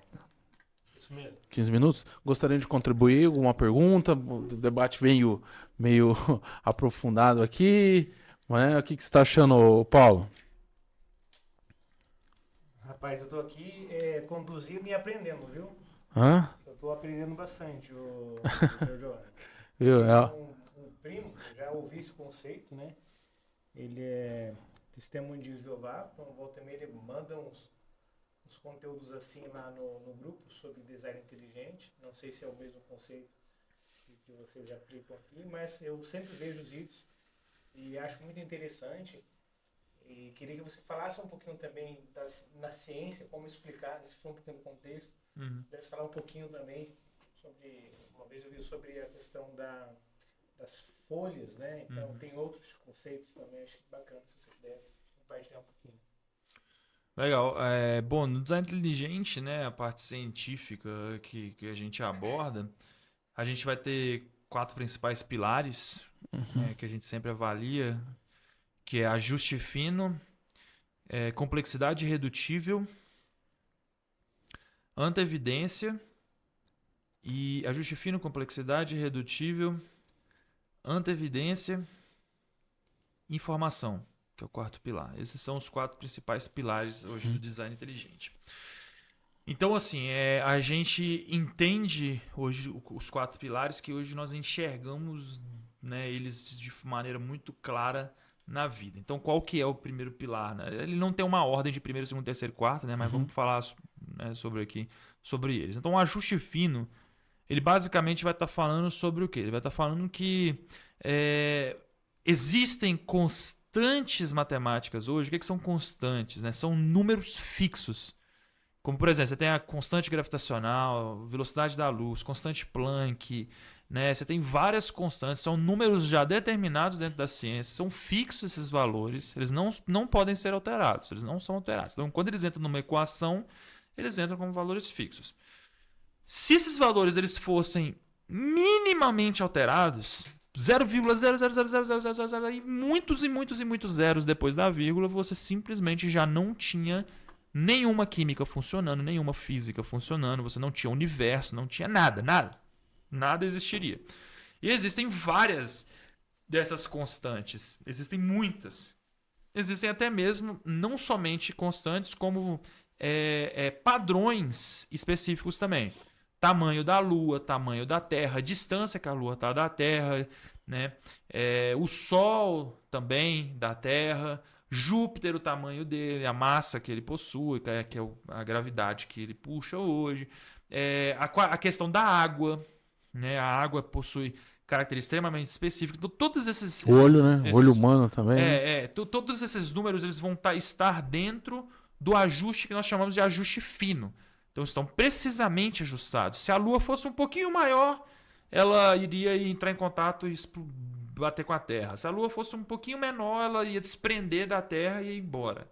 Né? O campo gravitacional seria fraco e o suficiente que não deixaria, por exemplo, mesma coisa com o planeta Terra. Né? E a Lua é responsável por cuidar, por exemplo, das nossas marés, é responsável pela estabilização da Terra. Né? Então, o pêndulo de estabilização da Terra inclina a Terra, se não me engano, em 23,5 graus, acho que é o valor de inclinação da Terra, que é a inclinação axial, né, da Terra. Então a Lua tem todas essas influências, né, fora esses outros valores. Então são números milímetros, ultra precisamente ajustados. Aí nós vamos para a complexidade redutível, que aí a gente tem, por exemplo, o grande exemplo do próprio Michael Behe, que ele escreve no livro dele, que é a ratoeira de Behe, né? Para ele explicar a complexidade redutível, ele coloca então o exemplo de uma ratoeira. A ratoeira é aquela clássica de filme e de desenho animado, sabe? Aquela que é uma madeira assim, e aí você tem aquela estrutura de metal aqui, você tem um local onde você coloca o queijinho, por exemplo. Então você tem aquela ali que é uma armadilha para você pegar o rato. Então ela é composta pela base, né, que é aquela base de madeira, ela é composta por mola, ela é composta por um martelinho que vai prender o rato, ela tem um local onde você coloca a isca, você precisa da isca, tem várias questões que ela precisa para poder cumprir a sua função. Que é qual a função? Pegar o rato. Então essa é a função da ratoeira. Se você retira qualquer uma das peças, seja qual ela for, a ratoeira perde seu propósito. Ela não pega mais o rato. Então, se eu tiro, por exemplo, o local da isca, você não vai ter isca para pegar rato mais. Se você tirar a mola, quando o sistema for ativado, a mola não está gerando a tensão sobre o martelo para ativar e pum, pegar o rato. Se você tirar a base, você não tem onde você montar toda a estrutura. Então, ela precisa de todas as peças juntas desde o início para que ela pudesse funcionar. Ela não tem processo de você retirar alguma das peças e ela continuar com a sua função, né, de pegar o rato. Então, esse é o exemplo que nós chamamos de complexidade redutível. A gente aplica isso, claro, para a vida. Então, quando a gente vai estudar, por exemplo, uma ATP sintase, que é a geração de ATP, você vê que todas as estruturas ali da ATP sintase precisam estar ali funcionando daquele jeito desde o início para que ele pudesse gerar, formasse as moléculas de adenosina trifosfato. Então, é esse o conceito. A gente utiliza da ratoeira só para explicar como que os sistemas da vida precisam de todas as peças desde o início funcionando para cumprir o seu propósito. Se você retira qualquer uma delas, ela perde o seu propósito principal. Como terceiro, nós vamos ter a antevidência. Problemas que precisaram ser antevistos para a solução já ser gerada antes do problema surgir. É complicado esse conceito assim, de pensar, mas eu vou tentar explicar. Quando um pedreiro vai construir a casa, antes da casa tem o projeto. Então você faz o projeto para você antever o que vai acontecer. você vai calcular, você vai ver, ó, como é que vai ser minha casa? Vai ter 2 andares? Então, se vai ter 2 andares, eu tenho que saber mais ou menos qual que é o material que eu vou utilizar lá no segundo andar, para saber qual que é o peso do segundo andar. E aí eu vou ter que calcular onde vai ficar os meus pilares estruturais. Aí eu vou ter que calcular qual que é o material que eu vou utilizar aqui na parte de baixo, onde que minhas vigas vão estar, aonde que cada coisa vai passar certinho, bonitinho. Porque se você faz algo sem projeto, você simplesmente, sua casa com pouco tempo, ela vai cair, vai quebrar, vai trincar as paredes todas. Então uma casa mal projetada, uma casa que foi feita sem antes o cara calcular os riscos que tinha ali em cada coisa, ela vai simplesmente com o tempo cair. Ela não vai durar, não vai ficar de pé. Então basicamente a antevidência, a gente vê sistemas no nosso corpo funcionando extremamente complexos, como por exemplo as aquaporinas, que são para resolução de alguns problemas, só que esses problemas não tinham tempo de surgir. Então, por exemplo, a aquaporina, o que ela faz? Elas são ali, né, estruturas que estão ali na parede, né, na parede celular, para quando entram ali elementos para dentro, né, que entra e sai, né, são como portãozinhos ali para poder entrar e sair coisa de dentro da célula, comunicar ali que está entrando e saindo de dentro da célula, né? Basicamente o que ela vai estar fazendo vai ser pegar, quando entra ali na aquaporina especificamente, que é o que nós chamamos de fio de próton, né? Então entra uns prótons ali, na hora que eles vão entrando, esses íons vão entrando lá para dentro, ele forma um fio de próton, sim. E esse fio, se ele entrasse para dentro da célula, ele mataria a célula de dentro para fora, implodiria, porque aquilo ali alteraria, por exemplo, o pH interno da célula e mataria ela. Então, esse problema não podia existir desde o início, porque a partir do momento que entrasse um fiozinho desse lá para dentro, a célula já morreria de início. O que esse sistema faz? Então, é uma estrutura que tem ali na parede celular, que ela possui cargas, e na hora que esses fiozinhos vão entrar, ele gira os íons que estão entrando ali para dentro. Na hora que ele gira, ele quebra esse fio de próton, né? Isso foi, inclusive, um ganhador de prêmio Nobel. Né, de poucos anos atrás, inclusive, né, o descobrimento das aquaporinas. Então é literalmente um alicate molecular que está tendo ali. Tem uma no diferença sistema. de potencial aí, né? Exatamente, que é a carga, né? Que Ele é a gira a molécula por carga. Ó, pra você ver como uma coisa tem a ver com a outra. A gente pegou um convidado aqui, o Neto, né? A esposa dele, a Ana, ela tava com a canalopatia, que é justamente isso que a gente tá falando. Né? Pra você ver, a ciência ela é interessantíssima, porque na sua minuciosidade ela se conecta, né? Mas desculpa, mas pode continuar. Não, isso que é isso. Então, assim, é muito legal quando a gente vê isso, porque a gente vê que aquele sistema de aquaporina tinha que estar ali desde o início, senão não tem como aquela célula ter sobrevivido. Ele tinha que estar ali desde o início. Não tem como evoluir. Entende? Esse que é a grande questão que a gente tenta explicar. A mesma coisa de um sangramento. O sangramento, você tem que ter a cascata de coagulação sanguínea funcionando desde o início. Porque se você não tem a cascata de coagulação sanguínea funcionando, o primeiro corte que um bichinho teria, ele já iria sangrar e morreria de hemorragia. Então você não tem tempo para desenvolver. E quando você vai ver o sistema, por exemplo, de coagulação sanguínea, não é um sisteminha. É um sistema extremamente complexo que possui vários cliques. Você tem clique que aciona o sistema, clique que desaciona o sistema. Porque imagina o seguinte, que você tem ali, na hora que o seu corpo detectou, cascata. Pum, tem que acionar a coagulação. Então o sangue tem que ir lá e estancar.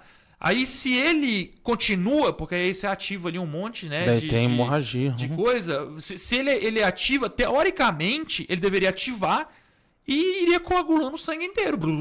E não pararia. Só que ele tem um gatilho de início e um gatilho de... Opa, já estancou, agora vamos desativar tudo. Desativa tudo e faz a limpeza depois ainda. Então você poderia, desde coagular o sangue, um efeito cascata de coagulação que não pararia nunca, e você entupiria sua veia, e você morreria por outro motivo, que era entupindo veias. Né? Então assim, cara, o corpo da gente é extremamente inteligente, extremamente complexo, extremamente perfeito. Eu tenho esse teu exemplo aqui, brincando o olho. Tem um ajuste fino no olho também. Então, eu acho que quem tem miopia aqui deve estar me xingando. Ah, perfeito, caramba! Mas o olho é uma coisa... O olho é uma das coisas mais incríveis que tem. Inclusive um dos grandes exemplos de design inteligente. Você pega o olho, a complexidade do olho, cara, ele pega a imagem, ele inverte, ele mata o ponto cego. Então era pra existir um ponto cego, a gente não vê isso. Ele pega, ele tem um controle, né? A gente tem ali um fotógrafo, por exemplo, né? Trabalha com essa área. Ele tem um controle de foco, ele abre, dilata, ele fecha. Então quando você muda de ambiente, ele vai adaptando ao ambiente, né? Suas pupilas vão abrindo ali e fechando para controlar a entrada de luz que tá vindo.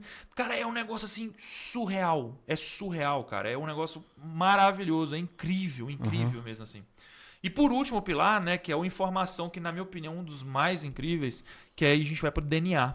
O DNA é chamado de código genético. Cara, não existe codificação que não tem um programador. Todas as codificações, elas precisam de um programador. Então você pega código ASCII, código binário, código Morse, todos os códigos, eles vão precisar de um programador. Então você pega o código Morse, por exemplo, o código Morse você consegue enviar mensagens. Você tem um alfabeto inteiro por ou sons ou flashes de luz. Então se você quer enviar uma mensagem mandando as letras SOS, você faz basicamente um som que é assim, ó.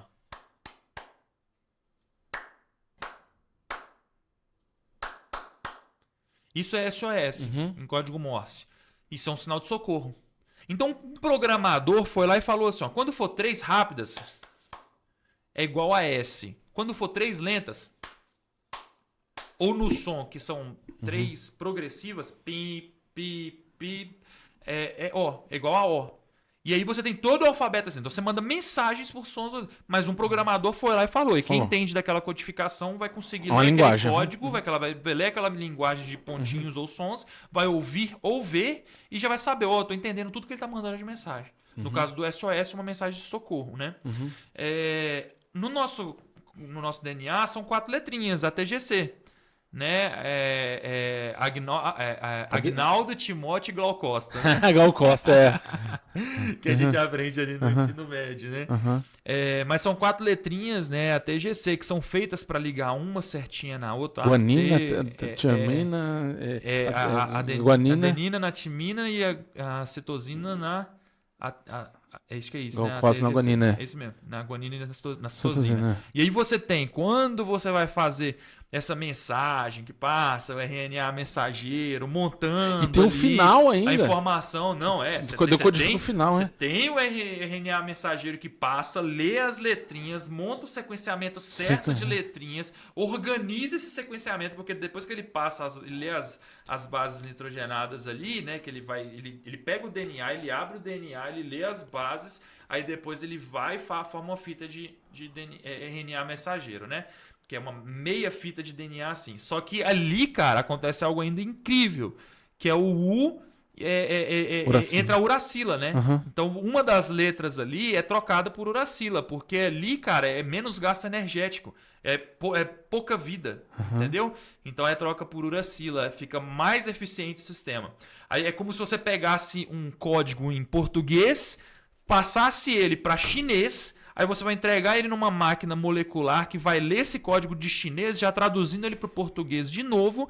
E esse sequenciamento de letrinhas, A, T, G, C, A, T, C, G, não sei o que, ele vai fazendo toda essa leitura. A cada 3 bases nitrogenadas, ele vai selecionar um aminoácido. Esse aminoácido ele vai ligando um no outro, porque cada 3 pares, 3 né, letrinhas vai significar um tipo de aminoácido diferente. Aí você tem vários ali, né? E ele vai puxando certo. Então essas 3 letrinhas aqui, então esse aqui, ó. Tudo proteína. Puxa o aminoácido X. Aí, essas 3 agora, nessa sequência, então é esse aqui, ó. Pum, aí vai ligando. Vai tricotando. Aí vai fazer uma fita gigante de milhares, centenas de milhares ali de aminoácidos, um ligadinho bonitinho no outro. Aí ele vai para uma outra máquina molecular que vai pegar essa fita, vai entrar com ele e vai dobrar essa fita tridimensionalmente. Aí na hora que ele dobrou a fita toda tridimensionalmente, sai dali de dentro uma proteína pronta funcional. Que é o que a gente ainda fala assim, você poderia estar gerando proteínas não funcionais, mas ali você tem a proteína funcional. Cara, algo incrível. É justo finito. Mas, isso aí é incrível. Agora, é interessantíssimo. Cara, mas sabe uma coisa que eu estava na faculdade ainda, meu professor ele estava fazendo essa pesquisa. aonde o ser humano tá chegando, né? Sem querer ser conspiracionista, né? Eu gosto, né? A gente falou um pouco sobre filosofia, teologia, né? Que tem a parte moral. Agora, onde o ser humano tá chegando na parte química e biologia celular. Você já ouviu falar na epigenética, edição genética? Aham. Você viu o que ele tá fazendo? Ô Fábio, edição genética, me corrija se eu estiver errado. Edição genética, Fábio, ele pega, né, uma bactéria que faz edição genética, a gente está programando para essa coisa que é feita naturalmente no design inteligente, a gente editar para essas proteínas, tudo é proteína. Então, por exemplo, uma das possibilidades, eu consegui alterar a cor do seu olho. Eu faço edição genética, porque essa cor do seu olho, ela tá se refazendo a todo momento, né? Ela tá se refazendo, melanina, tudo. Ela tá indo lá, fazendo codificação e voltando. Você consegue, através da edição genética, alterar isso aí. É óbvio que não é agora, né? Mas é uma das possibilidades. Você estudou um pouquinho sobre isso aí também, ou não? Sim, é engenharia genética, epigenética, né? É uma coisa que tá crescendo muito ultimamente. Cara, você tem diversas pessoas que falam muito sobre isso, né? O último que eu vi falando agora, pouco tempo atrás, CRISPR, foi né? O CRISPR, né? Não, foi o... também, né? O CRISPR, no caso, é o vírus lá que você tá falando. Tem, né? Mas eu tava falando que tava falando...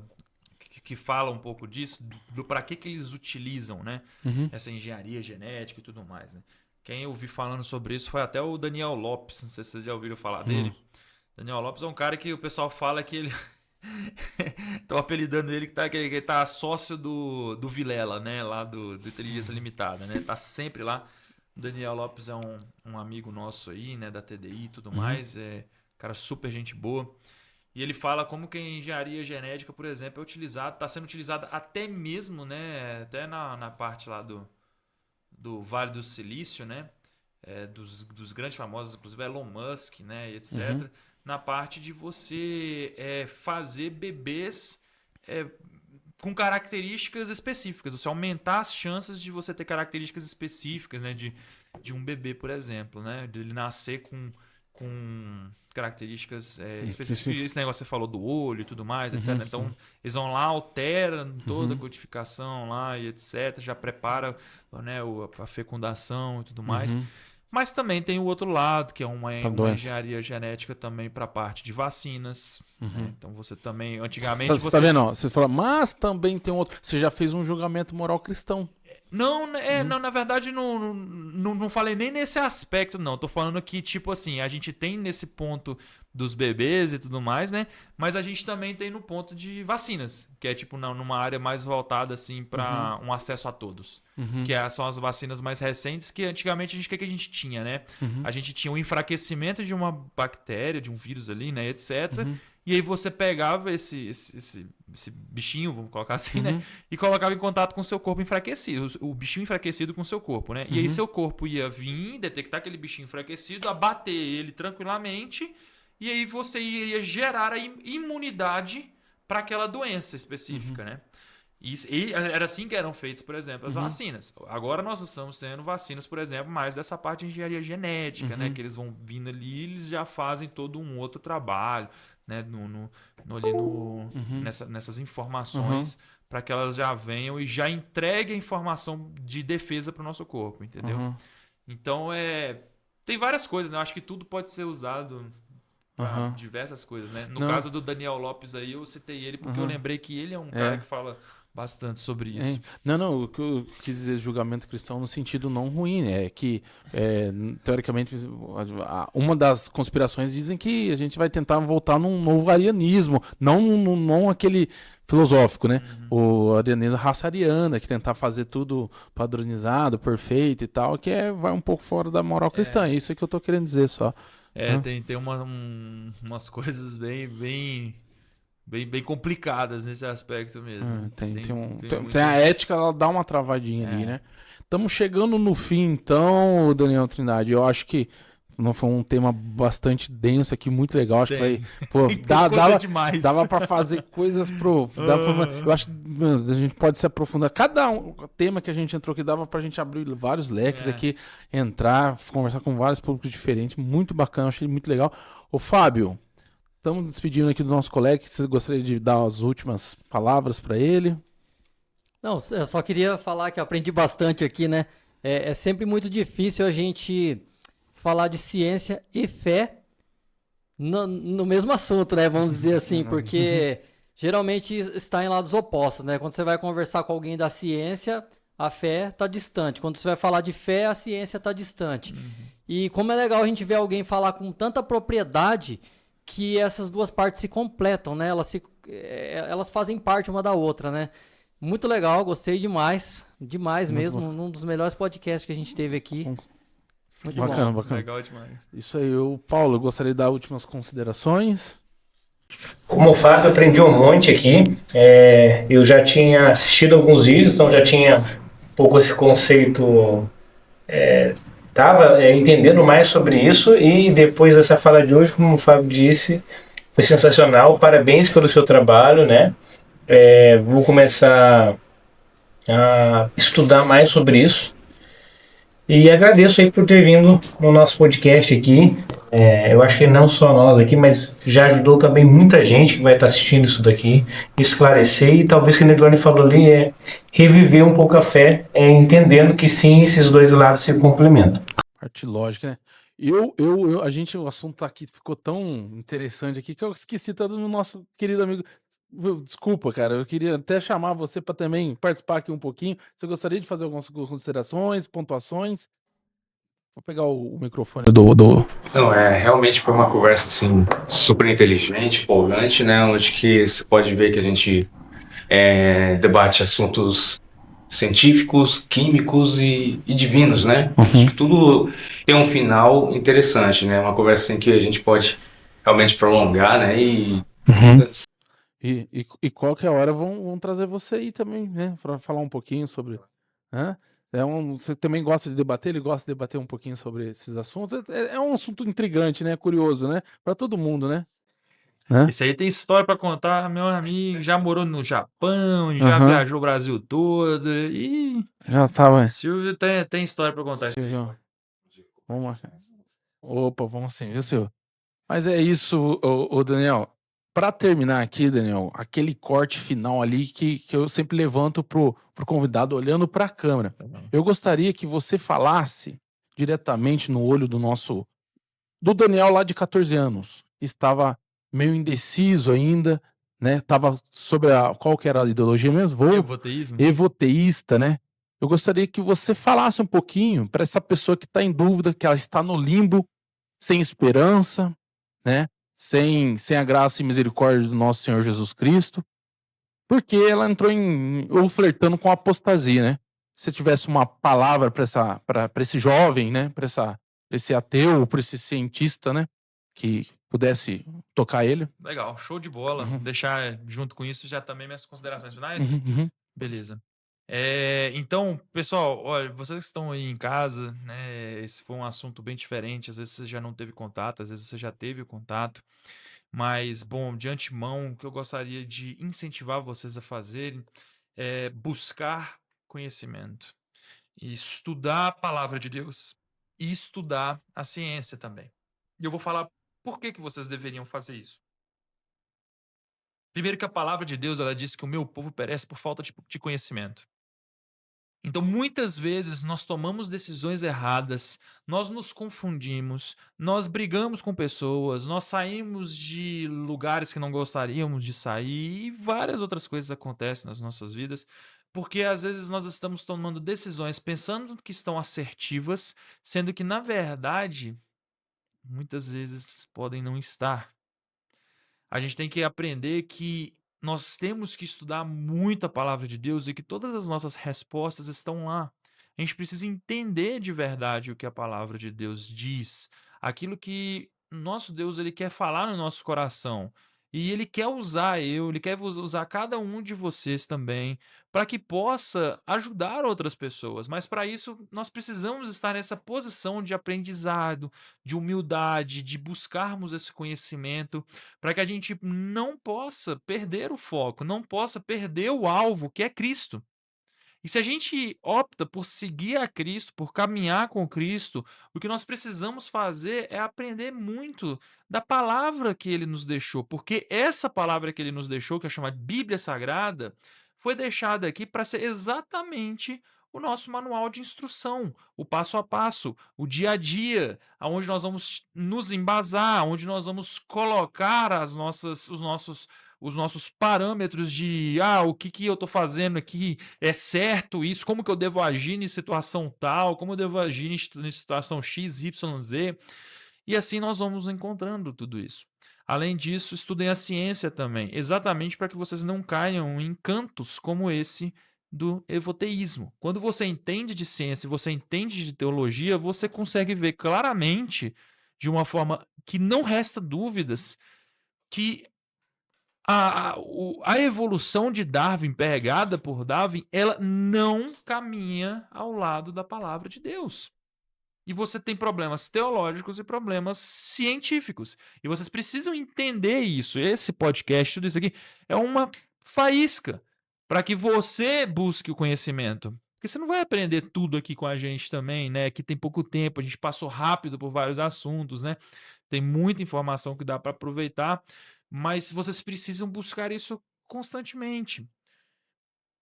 A palavra de Deus, ela nos ensina a fazer isso. Lá em Pedro, 1 Pedro, né, vai estar falando que nós devemos estarmos prontos a dar razão da esperança que há em nós. O que isso quer dizer? Ele está pedindo para dar razão. Olha só, tem como você dar razão da sua fé, cara. Tem como você virar lá e falar para um amigo seu ateu e você conversar com ele e mostrar que, cara, Deus existe. Eu consigo te mostrar através da ciência que Deus existe, cara. Eu consigo te mostrar através de ciência, mano. Olha só, você tá dando razão, velho, pro cara. Você não tá virando e falando assim, o cara às vezes não acredita em Bíblia, ele não quer saber de Bíblia. Porque qualquer coisa que você for falar de Bíblia com ele não vai acreditar. Mas na hora que você começa a colocar evidências científicas pro cara, você vai começando a falar, mostrando e tudo mais ali, coisas pra ele, você vai quebrando o cara na área que ele precisa ser quebrado. Que ele vai olhar e falar, pô, realmente eu não tinha pensado nisso. Eu realmente não tenho resposta para isso. A ciência hoje não tem mesmo resposta. Realmente, isso que você está falando faz sentido. E você vai quebrando o cara ali. Quem convence é o Espírito Santo. Não somos nós. Nós somos apenas um instrumento para levar a mensagem, deixar a mensagem. E nós devemos estar preparados para poder fazer isso, inclusive na área da ciência também, porque nós podemos encontrar com pessoas que o ponto deles que tem que ser quebrado vai ser nessa área, né, da ciência ali. Então, busquem esse conhecimento, sejam prontos a dar razão da esperança que há em cada um de vocês, estudem muito da palavra de Deus para que vocês não vacilem no caminhar e para que a vida de vocês também vocês tenham as respostas mais rápido. Quando a gente estuda muito a Bíblia, quando a gente estuda muito a palavra de Deus, normalmente essas respostas elas são mais claras. Eu ia falar o termo para você ter as respostas, né? Tome essas respostas as atitudes mais fácil, mas ser cristão não é ser mais fácil, tá? Ser cristão é você abrir mão de você mesmo, é você abrir mão das suas vontades para viver aquilo que Deus ele tem sonhado para você, para viver aquilo que Deus ele quer sobre a sua vida, é você pensar no seu próximo antes de você, é você pensar nas pessoas que estão ao redor antes de você, é você servir, tá? Jesus veio para isso. Ele veio para servir, ele veio para poder ensinar, ele veio para amar nos momentos mais diversos, até quando ele estava lá pregado na cruz, cuspido, furando ele, morto, quase morto, né? E morrendo de dor, ele ainda vira e ora para o pai dele e fala: Pai, perdoa-os, pois não sabem o que fazem. Vocês imaginam o que é vocês estarem numa posição de vocês terem todo o poder na mão de vocês, serem Deus e etc., passar por tudo que vocês passaram durante anos, não sei quantos aí teria a idade que teoricamente ele teria morrido, alguns estimam que seria por volta de uns 32 ali, mais ou menos. Eu não sei, alguns nem chegaram nessa idade ainda e já acham que viveu bastante coisa. Imagina Jesus que viveu a vida toda dele santo. Veio por nós e mesmo assim ele foi perseguido e fizeram tudo contra ele, mesmo no momento de maior aflição ali, ele estava pedindo para que o Pai nos perdoasse. Então é sobre isso. O evangelho é sobre isso, não é sobre ser fácil, não é sobre uma caminhada tranquila. Eu estaria mentindo para vocês se eu virasse para vocês e falar, não, a partir do momento que você é crente, tudo fica tranquilo, tudo fica fácil, tudo fica maravilhoso. Não, não é assim. Então busquem esse conhecimento, saibam que existem alternativas para a evolução e saibam que, cara, o evoteísmo é o pior caminho que vocês um dia poderiam optar por fazer. Vocês não precisam acreditar em mim de imediato. Estudem a respeito do assunto, busquem os vídeos, por exemplo, eu já vou deixar aqui alguns nomes: Adalto Lourenço, Marcos Eberlin, Tasso Licurgo, os da TDI no geral, tá? Os meus vídeos também tem algumas palestras bem legais, ministrações também tem no YouTube, aí não vai estar no canal da TDI, vai estar em canais aleatórios, você colocar lá Ciência e Fé, Daniel Trindade, Ministração Daniel Trindade, vai aparecer lá algumas igrejas que eu já fui pregar e eles colocam as ministrações online, então dá para vocês acharem algumas também. Então tem resposta para muita coisa, tem muita informação aí, vocês só precisam ir atrás e buscar essas informações, achar e estudar. Isso demanda tempo. Vai depender de vocês, unicamente, exclusivamente de vocês. E se tiver alguém que gostaria de levar na igreja, seja aqui em Apucarana, seja em qualquer lugar, levar na sua igreja uma ministração sobre ciência e fé, uma palestra sobre TDI, um evento ou congresso da TDI, seja qualquer coisa que seja nessas áreas que a gente discutiu aqui hoje, etc., podem entrar em contato comigo no meu Instagram, @Daniel Trindade, tudo minúsculo, e a gente vai a custo zero, 0,800, tá bom? Então, se vocês têm essa vontade, saibam que é só fazer o convite que nós vamos sem problema nenhum, sem nenhum custo. Isso é algo que nós fazemos do nosso coração, tá bom? Um grande abraço a todos e a todos aqui também que fizeram esse convite. A equipe de vocês é espetacular. E eu só tenho a agradecer a cada um de vocês, porque foi um momento muito prazeroso e de muita alegria de poder estar aqui com vocês, compartilhando sobre esses assuntos. Obrigado mesmo, viu, de coração. Obrigado mais uma vez, Daniel Trindade. Eu gostaria de agradecer, né? Eu acho que essa conversa aqui, eu acho que tá, né? Sempre, todos os convidados que a gente tá trazendo aqui tá agregando bastante pra gente. Você foi mais um, né? Eu só gostaria de salientar que, né, pra gente dar o salto de fé, a gente precisa ter um pouco de humildade. A ciência exige um pouco dessa humildade, né? E o amor ao próximo, né? O que eu não desejo pro outro, né? Para mim, eu não desejo pro outro. Acho que são esses ensinamentos que o cristão ele leva e ele supera, no meu ver, até o imperativo categórico de Kant e que a ciência tenta mudar um pouquinho, né?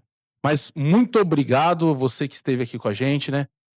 Hoje o nosso parceiro, né? O fiel escudeiro, o Thiago, ele não pôde estar presente, mas semana que vem ele tá de volta aí.